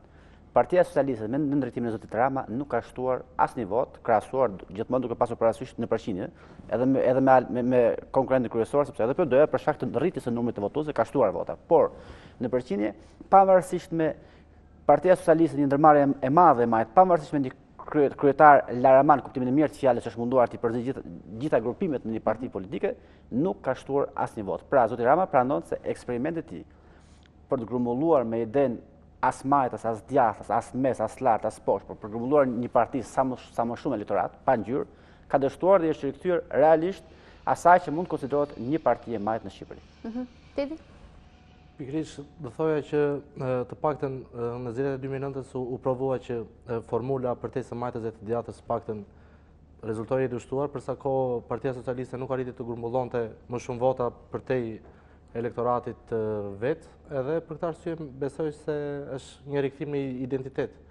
I vetë Partisë Socialiste janë mesazhe që tashmë duhet të drejtohet Partisë Socialiste dhe nuk mund të ketë elektorat të majtë përtej së majtës që kërkoi Rama. Po kjo nuk e rrezikon që ai vetëm të gjenerojë votën e majtë dhe pjesën tjetër përsëri nuk do i gjej veten? Jo, formula për të mbledhur vota përtej së majtës, për sa kohë rezultoi i dështuar, nuk ka arsye pse. Për më tepër që Rama është kryetari i Partisë Socialiste. Ndryshe, në rast se do ishte kryetari një organizate apo shoqate të pavarur dhe do përfaqësonte të gjithë interesat. Për sa kohë ka marrë përsipër të përfaqësojë interesat e Partisë Socialiste, pikërisht, prandaj e quaj edhe si një kthim në identitet të Zotit Rama, një projekt i hershëm, një dëshirë e hershme kjo për të rikthyer gjithmonë në identitet. Donte ta ndryshonte Rama PS-n, po ndryshoi PS-ja Ramën? Edison? Në radhë të parë unë doja të thoja që unë nuk e shoh si një ndryshim të Zotit Rama në pikpamje që ai është tani duke punuar vetëm për rikthimin tek e majta. Mendoj se është një strategji e re e Zotit Rama për të fituar elektoratin për zgjedhjet e vitit 2013. E them tërë se ka pasur një strategji tjetër e cila mund të themi se ishte ekstremi i tjetër i Zotit Rama në vitet që nga viti 2009 deri në mezin e vitit 2011, kur ai ishte i vjesë ashpër dhe gjithmonë dhe atëherë ai ka bërë përpjekje për të mbledhur afër opozitës, pra afër planeve dhe ideve të tij, çdo shtresë të popullsisë përfshir jo vetëm të majtë, por edhe të djathtë, dhe këtë e bëri edhe si përpjekje politike kur mblodhi shumë forca politike të kampit të djathtë dhe eksponentët së djathtës, madje edhe të Partisë Demokratike i mblodhi në gjirin e opozitës së bashkuar. Mendoj se tani kemi përballje me një Rama tjetër, me një ekstrem tjetër të Ramës, pra me strategjinë e vijës së butë. Pasi u largua nga vija e ashpër, e cila me sa duket dështoi ose nuk ishte e mundur, të paktën për atë periudhë që ndodhi, nuk ishte mundur të realizonte projektet e tija, mendoj se kemi të bëjmë tani me strategjinë e re e cila është vija e butë, ku Zoti Rama po përpiqet që të fitojë zemrën e socialistëve të majtëve, por dhe të gjithë shqiptarëve, dhe feedbacku deri tani duket pozitiv, sidomos në lëmin e shkrimeve. Kujtojnë që Zoti Rama në vitet 90 ka qenë shumë i dashuruar nga shqiptarët për shkrimin që publikonte atëherë, i pëlqeshin shumë. Stili i tij të shkruarit nuk është ndalur edhe gjatë viteve kur mori Partinë Socialiste në drejtim, por nuk ishte identiteti i tij i ekspozuar shumë i Zotit Rama pra kur bënte shkrime, kurse tani në fund të vitit 2011 që jemi tani, pra në muajt e fundit të këtij viti, kemi një stil të vijës butë, i cili nuk përfshihet thjesht nga shkrimet, por dhe nga strategjia e re, ku bën pjesë edhe programi populist, pra kemi të bëjmë me një përpjekje për të afruar sa më shumë vota nga shqiptarët të cilët do donin të shpëtonin nga një pjesë e taksave, ose pse jo të rrisnin konsumin e tyre editor. Jo më larg se dje Zoti Rama e shpjegoi shumë mirë kur tha se programi ekonomik që shpalli jo më larg se dje të plot, ka për qëllim kryesor që të rrisë konsumin e qytetarëve dhe duke rritur taksat e një pjesë, pra e 5% si thaj të shqiptarëve në biznes, të arrijë që edhe këta që do t'i rriten taksat duke u rritur konsumi aktiv i qytetarëve, do të ketë dhe rritje të biznesit. Dakor. Po. Në fakt, do të thoya pak ndryshe. Zoti Rama nuk po përdor taktikë elektorale, Zoti Ramës i dështoi taktika elektorale, Zoti Rama po kthehet në realizëm. Kujtojmë faktin këtu se për gati 20 vjet është tentuar edhe politikisht, por edhe mediatikisht, që Sali Berisha e lindur dhe i rritur në Tropojt konsiderohet si blokmen, dhe Zoti Rama e lindur dhe i rritur shumë afër bllokut konsiderohet si i djathtë. Është tentuar në vitin 2000, madje ka pasur aludime për të krijuar një parti opozitare që Zoti Rama të ishte përfaqësuesi i djathtës në Shqipëri. Gjithsesi, madje në rrëfimet e Zotit Rama thuaj se kur filloi lëvizja studentore ishte ndjej shumë keq që nuk ndodhi pranë studentëve, por ishte në Greqia, në Janin, duket për të hapur një ekspozitë në kohën kur shqiptarët ta mbarojnë, nuk mund t'i afroheshin kufijojt. Pra, Zoti Rama me programin realisht e kuptoi se aventura për ta deformuar historinë në këtë vend nuk ngjidhet, por i kthehet realizmit. Edi Rama është i majtë, pa diskutim, ka tentuar të shitet edhe si i djathtë për të neutralizuar Sali Berishën dhe jo vetëm median e Zotit Rama, ka pasur dhe ndoshta edhe Zoti Meta në vitin 2000 është munduar ta shtyjë deri kësaj ide. E kuptoi që nuk deformohet historia, absolutisht. Edi Rama sot po tregon atë që është realisht i majtë. Në fakt, kisha një ndërhyrje se ne shumë shpesh edhe ne gazetarët në panelet tona dhe kur diskutojmë, e rikthejmë shumë këtë pjesën e PPSH-s apo Partisë Punës, apo kush ka pas tesere, kush nuk ka pas tesere, kush ishte çuna apo vajzë bloku etj.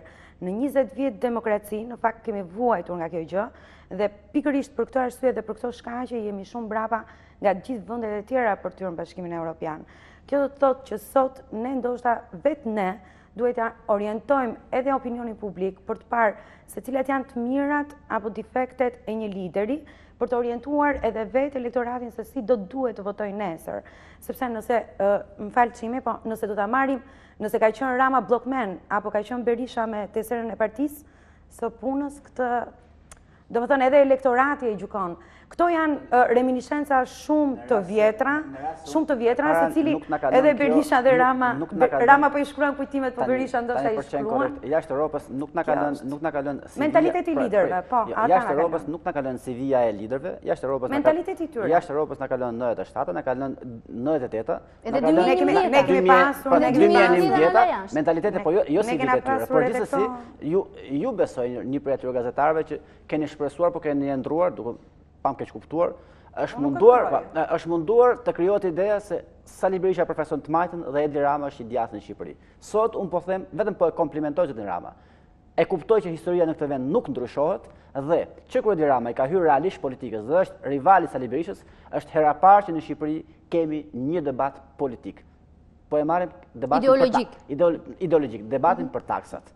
Taksa, koncepti djathtë dhe koncepti i majtë. Është hera parë që zoti Rama realisht i nështrohet faktit bëhet politik në mënyrë logjike. Jo Partia Socialiste, sepse debatet tilla edhe më përpara. Po flasim për zotin Rama, pra. Thash që zoti Rama është rivali i Sali Berishës. Dhe sot kemi një debat ideologjik. Dhe zoti Rama përfaqëson ideologjinë e majtë në Shqipëri dhe nuk e mohon me këtë propozim që bëri apo jo. Ne po e komplimentojmë, është kthyer, është bërë realist. Pra e kuptoj që nuk deformohet historia. Dakor, se nuk jemi për ta komplimentuar, jemi për ta analizuar. Nuk e di nëse e kam Adrin nga Londra, është në Skype. Të ne api dhe i mendimin e ti për parë se ta përshëndesim dhe ta falenderojmë për ndërhyrjet sonte tonight. Adri? Po, për të pjesë të debatit. Unë shkoj s'ki lajmë shumë të mirë, që opozita për reflektone po shonde debatet përmbajtësore. Opozita është pasuri kombëtare, ka rol thelbësor në demokracinë e vendit, do të themi bindjen time personale, por edhe të PD-s në fakt, që ne jemi kundër çdo përpjekje që jam parë në Shqipëri dhe hera herës që jeni ende për të azhisuar opozitën. Por nga ana tjetër do të them që pikërisht sepse njohim rolin dhe rëndësinë e opozitës në demokraci, ne jemi të shqetësuar për shëndetin e saj. Opozita ka për detyrë kryesore të dalë si alternative besueshme qeverisë. Në sytë e publikut. Jo thjesht të kontrollojë bë presion me kritika nihiliste. Ne në fakt kemi nevojë për një opozitë shtetare që duhet tregojë se vendos vendin, kombin përsipër interesave të ngushta partijake, që vepron në mënyrë konstruktive, të përgjegjshme dhe duke bërë kundër propozimeve. Dhe në fakt ky program të ngjallë të shpresë, të jep shpresën se opozita do dali me propozime dhe me debate konkrete. Kështu për shembull, gjatë atyre viteve që kanë kaluar, mund të ishin miratuar shumë ligje, reforma që nuk kanë lidhje me politikën e ditës, por me integrimin ose me shëndoshjen e sistemit të drejtësisë, të cilën PDU e ka si prioritet. Përfundja sistemi i dobët të drejtësisë është kritikuar edhe nga vetë PS-ja, ku ka ardhur muhabeti tek kolegji zgjedhor. Pra, opozitës i takon të bëjë nisma ligjore, të ofrojë propozime politika me iniciativën e tyre, jo thjesht jetë obstruksioniste. Hapësira politike dhe institucionet i japin kundërshtarit shpresë se ndryshimesh i mundur pa patur nevojë për ta shkatruar. Prandaj kemi nevojë për një rikëmbje të parlamentarizmit, një kthim të besimit të qytetarëve te sistemi politik, të institucionet legjitime, të përdorimi mjeteve parlamentare si debatet, komisionet, interpellacat etj. Me radhë. Shqetësimi im ka qenë që obstruksionizmi i opozitës në vetvete ka bërë që vetë opozita si institucion të marginalizohet, jo vetëm nga ose vis-a-vis për kundrejt pushtetit, por edhe në sytë e elektoratit. Shqiptarët, si pasojë e klimës konfliktuale dhe tensionit të lartë politik, kanë humbur shpresën për një alternativë më të mirë. Negativizmi i tepër i ul pritshmëritë, dekurajimi, zhgënjimi i bën shqiptarët më të prirur për të bërë pazar shpejt se sa për të menduar afatgjat. I bën të prirur të largohen nga vendi, të dorëzohen, të kooptohen, të korruptohen, të bëhen apatik. Pra, janë shumë elemente negative që ndodhin për ladron projektin dhe platformën e PS-s. Pra, absolutisht platforma është pozitive në vetvete që tregon ndryshimin dhe transferimin e debatit nga një debat rruge, nga një debat konflikti dhe tensioni, në një debat përmbajtësor me tema dhe çështje. Pastaj brenda temave dhe çështje ka shumë gjëra për të debatur. Kemi debate tjera brenda. Dhe do kemi edhe tjera që do të debatojmë. Unë le të kujtoj një element tjetër. Një në rëndësitë kryesore që kemi nevojë për ta shkuar politikën në politikë institucionale dhe përmbajtësore ka të bëjë me imazhin e vendit. Një imazh e keq i vendit tonë ka bërë që investorët të largohen turistët. Interesat tona kombëtare të jenë më pak të mbrojtura, që ne të kemi më pak fuqi për të dalë në krah bashkëkombë bashkëmetar në Kosovë, Maqedoni, Maltëzi, Preshev dhe Çamëri. Shumë e bëri rajonal debatin. Jo, absolutisht nuk e bëra rajonale, ajo po thosha unë që ne jetojmë në botë globale. Është e papranueshme që në Shqipëri të shikohen ende pas 20 vjetësh çdo lloj protestash agresive dhe mungesë parlamentarizmi dhe debateve institucionale. Është e papranueshme që ende sot të flitet kush je ti, kush jam unë. Këto janë reminiscenca të kaluara të largët që ne duhet ta lëmë prapa dhe do t'i eliminojmë këto rudimente që na kanë ardhur. Prandaj unë personalisht mendoj që debati politikor vetë pa e hyrë në hollësi cilat janë propozime konkrete, është një lajm i mirë për Shqipërinë. Kemi dhe shkëputje të audios, Nurillari, faleminderit nga Londra, faleminderit për këtë ndërhyrje gjatë bisedës. Kishe një koment ndërkohë që fliste Andri? Nga përmbajtja e tekstit shumë kombëtare më duk sikur po flisin nga Mitrovica Veriore. Jo, në Londër është. Në Londër patjetër ndizen më shumë ndjenjat patriotike dhe të adhetarizmit sa më largje, se e kam nga eksperienca personale. E kam një tjetër pyetje me zonjën Basha të parën. Në 2009 Partia Socialiste u akuzua se nuk e publikoi programin e saj, madje u tha që s'kishte fare program, shumë akuzat të tjera, por pretendimi socialistëve ishte se nuk e bëri publik sepse mund të kopjohej nga kundërshtarët. Pse këtë radhë bëri 2 vjet përpara zgjedhjeve? Kjo mund të jetë, domethënë këtë duhet pyesim në fakt gazetarët duhet pyesin strukturat e Partisë Socialiste apo edhe ata të cilët merren me këtë gjë. Megjithatë, unë mendoj se bërja e programit publik në këtë moment është një gjë shumë pozitive dhe ndoshta Partia Socialiste 2 vjet përpara ka gabuar dhe kjo mund të ketë shkaktuar ndoshta edhe prishjen e imazhit apo ato që elektorati në 2009 ndoshta nuk e ka kuptuar drejt Partisë Socialiste. Në këtë moment, jo të gjithë qytetarët mund të lexojnë programin, cilin nesër Rama do ta shpalosë edhe në kongresin e partisë. Shtyllat kryesore të tij që tashmë janë shpallur publikisht që kanë të bëjnë me demokracinë, bëjnë shoqëria dhe ekonomia, janë shumë të kuptueshme për qytetarët. Dhe duke parë këtë lloj programi dhe këtë lloj ambicie të Partisë Socialiste, secili bën analizën vet dhe gjykimin e vet. Sa afrohet qytetari kërkë këtij programi ose jo.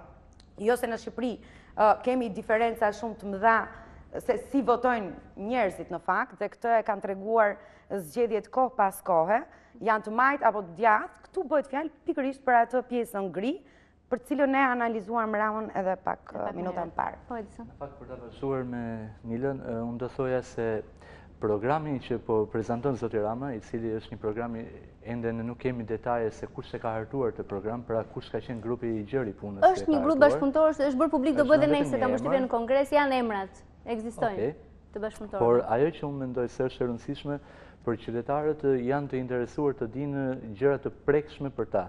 Dhe zoti Rama si duket e ka kuptuar mirë këtë dhe ka publikuar si pjesën më kryesore, e cila edhe është evidentuar dhe u shoqërua me polemika, se do të punësohen 300.000 shqiptarë në mandatin e mundshëm të zotit Rama nëse do të fitojë zgjedhjet e vitit 2013. Duhet kujtojmë këtu që kjo është një premtim i përsëritur dhe i pambajtur, është bërë nga forcat e tjera politike, është bërë nga Partia Socialiste nga zoti Nano dikur, në shifra të ngjashme, në mos gaboj 300.000 vende pune, është bërë nga kryeministri aktual dhe sigurisht nuk është mbajtur nga asnjë palë. Unë mendoj se kjo është e pamundur të realizohet. Dhe s'mund ta paragjykojmë zotin Rama se mbase po të vijë dhe i bën pastaj çfarë themi. Po, sigurisht nuk mund të paragjykohet, por duhet të flasim ashtu si tha zoti Mejdani me këmbë në tokë. Zoti Mejdani tha shumë hapur. Zoti Mejdani nuk ka shkop magjik që e dish do bëhet mbas 4 vjetëve dhe i bëhen as bëhen 300.000. Sepse edhe eksperti i bashkëhartuesi i platformës së PS-s tani ne kemi një mekanizëm se si do gjenerojmë vende pune dhe mund t'i krijojmë të nuk është një shifër që kemi lëshuar. Sigurisht që nuk kemi të punë këtu që të paragjykojmë nëse do të bëhet, do të realizohet premtimi. Ajo që unë thash pak më sipër ishte se është një premtim i vjetër i thënë nga një strategji e re e zotit Rama dhe nuk ka funksionuar deri sot. Mendoj se ajo që tha zoti Mejdani se bëhet fjalë për një shumë prej të paktën 4 miliard eurosh, e cila duket e pamundur të përftohet gjatë një mandati politik pra 4 vjeçar, unë e shoh me skepticizëm se zërë se mund të realizohet pra punësimi 300.000 shqiptarëve, flasim për punë jo sezonale, sepse dhe forcat e tjera politike, përfshirë ajo aktualisht në qeverisje edhe Partia Socialiste ka folur, pra kur ishte e drejtuar nga zoti Nano, ka folur për shifrat në 100, 150.000, 200.000 vende pune, por një pjesë e mirë e tyre, paktën nga dhënat që vinë Ministria e Punës, bëhet fjalë për punësime sezonale, cilat i kanë kapur këtë shifra. Por për punësim stabil të shqiptarëve, 300.000 vende pune, për mua mendoj se është e parealizueshme në një mandat. Detaje që nuk mund të gjykojmë se nëse realizohen apo jo. Pyetja ishte pse zoti Rama në vitin 2009 nuk e tregoi programin dhe e majtë sekret me idenë se do të kopjohet, dhe tani 2 vjet para zgjedhjeve po shpalos programin. Dy janë arsyet. Në vitin 2009 zoti Rama, edhe sipas sekretarit të programit të Partisë Socialiste zotit Andis Harasani, që ishte ngarkuar për këtë punë, nuk ishte program, jo se s'kishte mundësi të bënte një program. Edi Rama në gjykimin e tij mendonte se në Shqipëri mjafton të kesh Sali Berishën përballë, pra pas 18 viteve, dhe është e lehtë fitosh. Pra Saliu ishte e keq sipas zotit Rama, e majta apo partia e zotit Rama ishte e mira, dhe kjo ishte një arsye, pra mendonte se fitoi edhe pa program, dhe e dyta, për çdo kryeministër, siç mendonte zoti Rama ishte, do të ishte shumë e lehtë të qeveriste pa pasur mundësinë e krahasimit të premtimeve. Zoti Rama erdhi në vitin 2009 me idenë e vitit 0.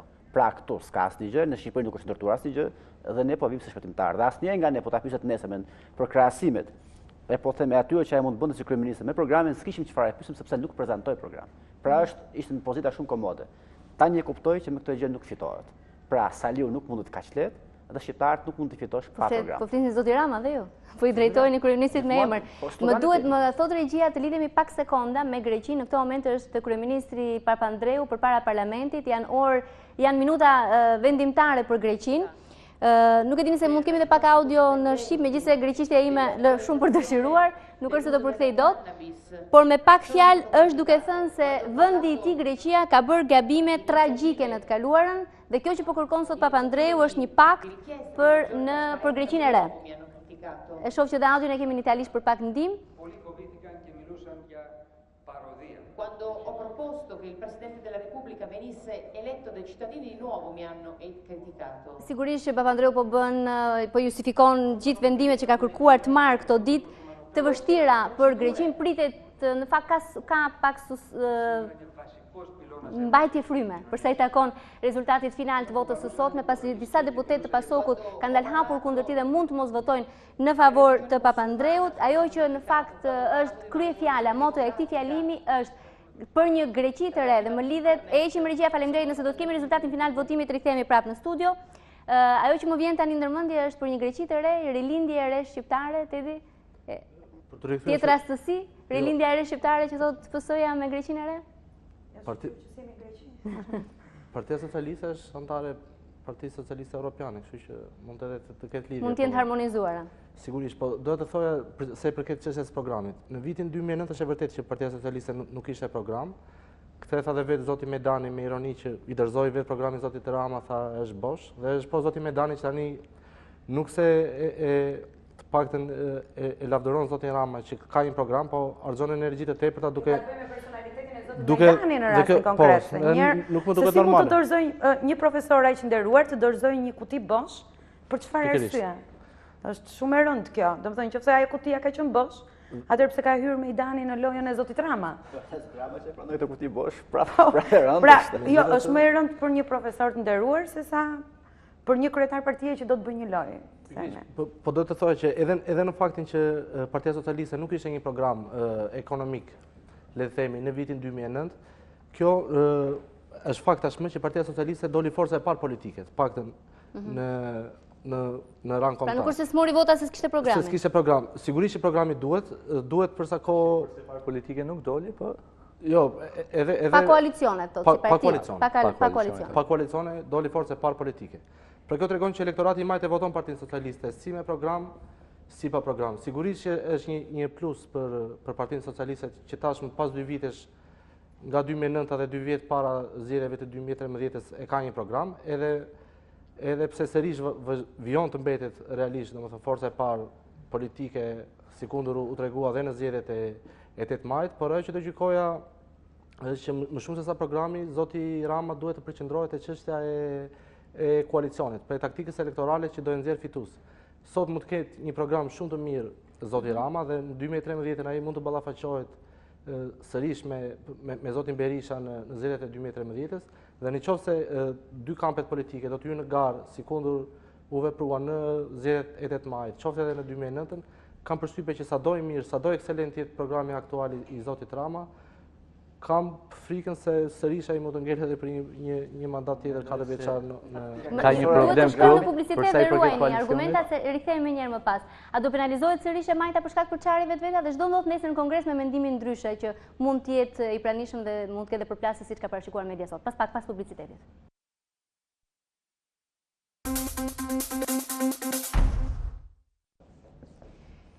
I rikthejmë bisedës aty ku e la zoti Blushi, në fakt. Në 2009 PS-ja doli forcë e parë edhe pa program, po ishin përçarja e së Majtës dhe kalimi edhe i LSI-s ai që kanë pushtet majorancën e sotme, zoti Kurani. Mendoj se problemi parsor i zotit Rama aktualisht nuk mendoj se është koalicioni me partitë e tjera, qoftë ata të Majta, qoftë ata të djathta. Dhe sidomos nuk është problem parsor i zotit Rama një afrim i mundshëm i asaj pjesë të Partisë Socialiste që u largua në fillim të viteve 2000 pra Lëvizjen Socialiste për Integrim, e cila momentalisht i përket të djathtës me qeverisje. Në kongresin e afër, pra që pritet të jetë pas në disa orësh, pra paraditën e nesërme, mund ketë surpriza, të cilat sigurisht në publik nuk mund të dalin. Unë kam njoftime, informacione të fundit se të gjithë duhet të harrojnë KPD-n transparente që u zhvillua në kohën e zotit Nano, për shkak se nesër është vendosur në mënyrë taksative që Kongresi i Partisë Socialiste të jetë i hapur për media vetëm në fjalën e kryetarit të partisë, pra do të jetë transmetimi drejt për drejt vetëm në momentin që do të jetë fjalimi i zotit Rama, dhe të gjitha pjesët e tjera. Platforma e asaj që quhet Lëvizja për mendimin ndryshe është përfshirë në ato që quhet diskutim partijak dhe nuk do të lejohet asnjë kamera. Burime nga opozita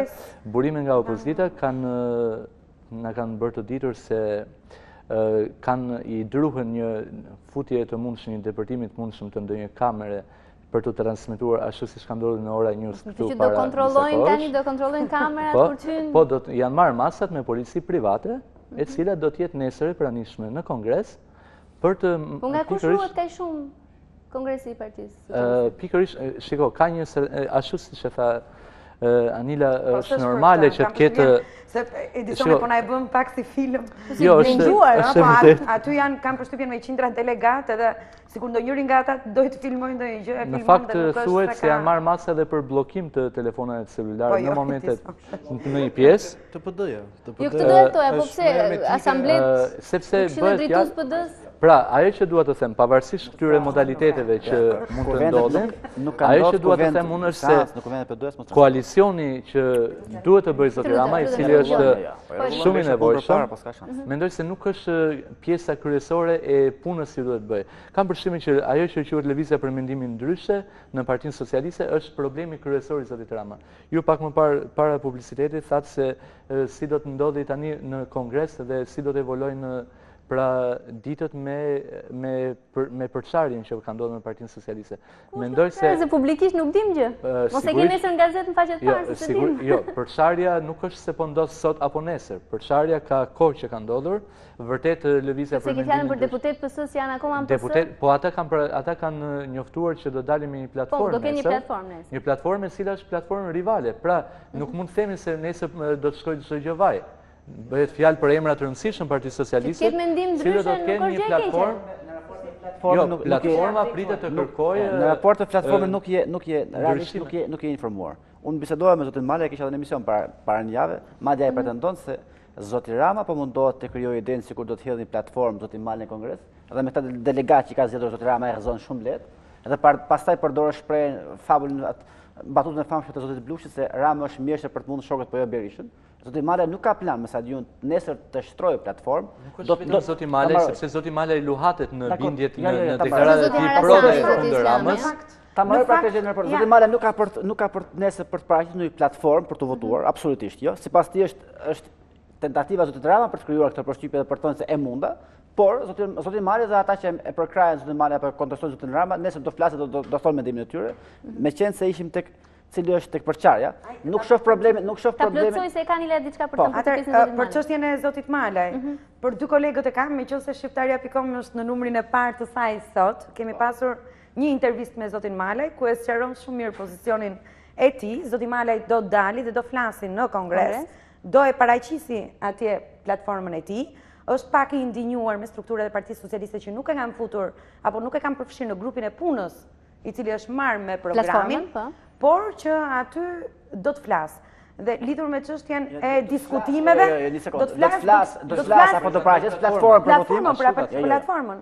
E ke sot në gazetë shqiptaria.com. E ke dhe online. Do fusni, zoti Malej, do shpreh atë që po shpreh vazhdimisht, do vazhdoj të shpreh, apo do fusni platformë për të votuar në Kongres? Tash unë nuk e di nëse zoti Malej e ka bërë këtë si programi PS. Po s'ka për futur platformë për të votuar. Zoti Malej do shpreh, se nuk do zoti Malej.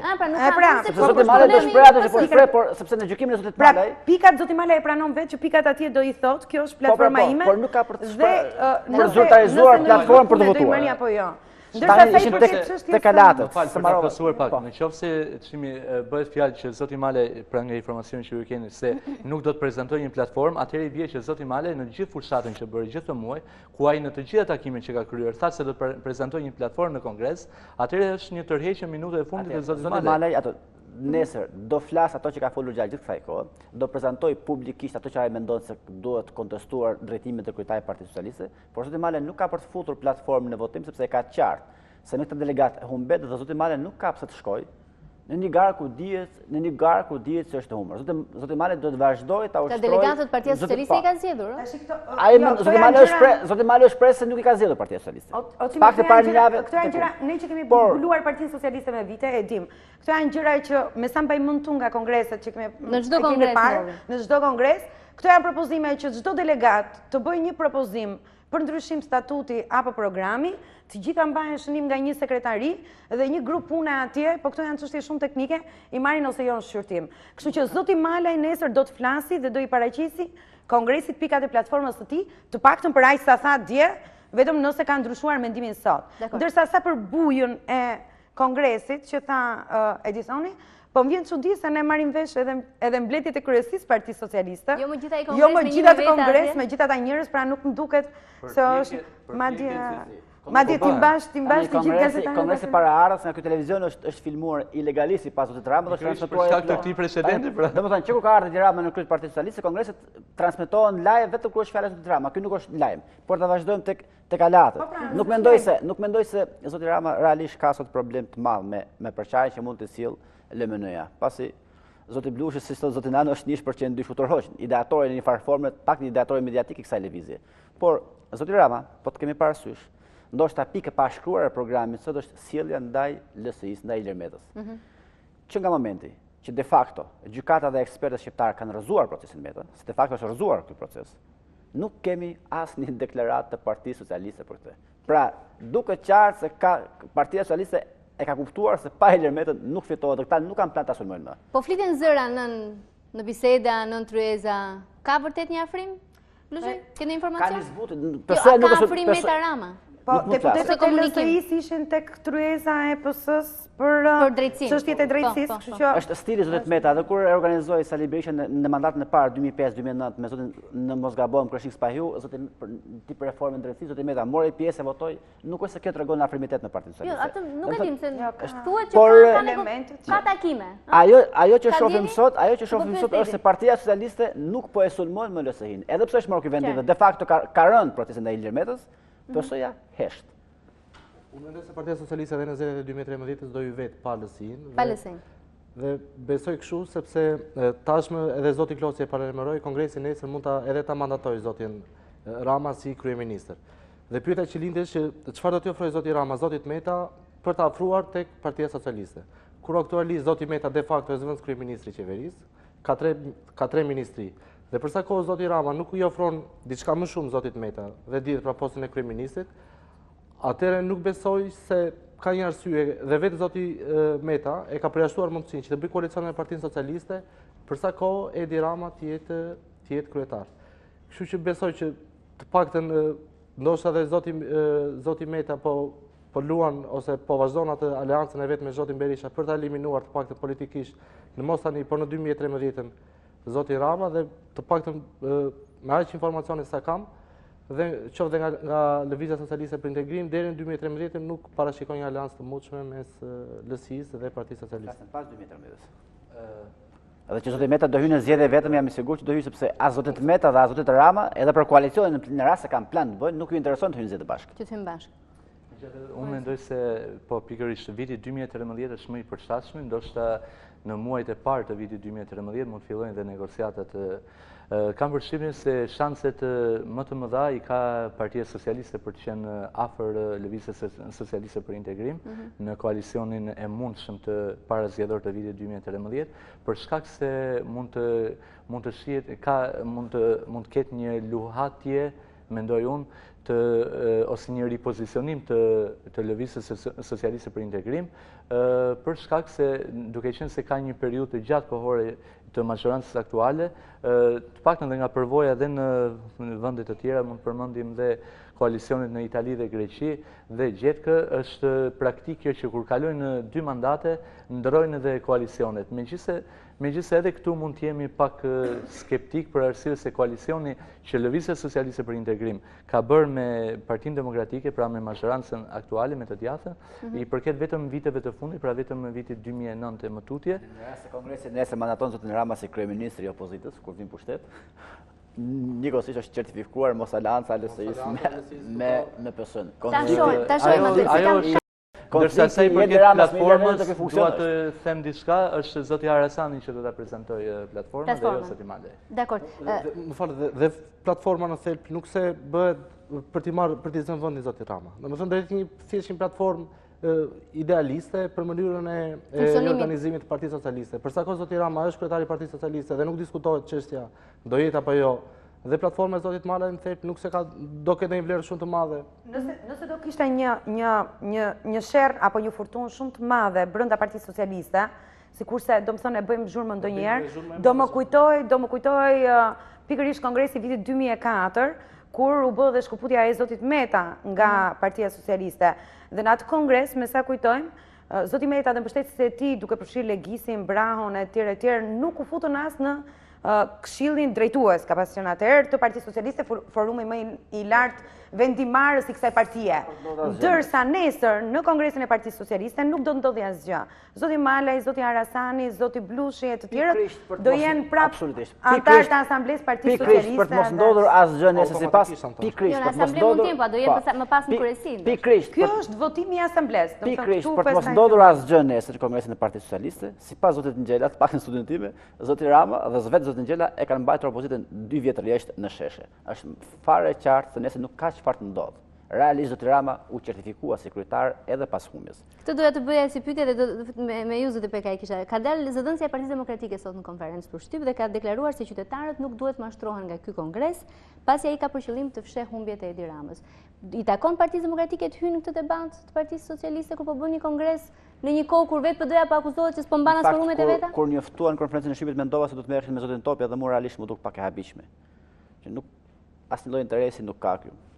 Për më tepër që ky kongres certifikon në një farë mënyrë çimenton pozitat e Ramës në parti? 2 vjet protesta cimentuan pozitat e Ramës në parti. Tani të kërkoj ndjesë vetëm një histori të shkurtër, shumë shkurt. Në 2005 ka qenë një kongres i Partisë Socialiste përzgjedhur pasardhësisht në Fatostanës me 2 ditë. Ditën e parë urrëzua platforma zotit Rama, urrëzua platforma zotit Rama për të pasur një platformë që na konsideroj realisht demokratike. Gjatë natës për shpëtuar zotin Rama të nesër me mori përsipër zotin Ruçi si platformë këtë. Nuk e dim çfarë ndodhi me delegatët. U zgjodhi Edi Rama kryetari i Partisë Socialiste kur kishte humbur platforma aty vetëm një ditë para.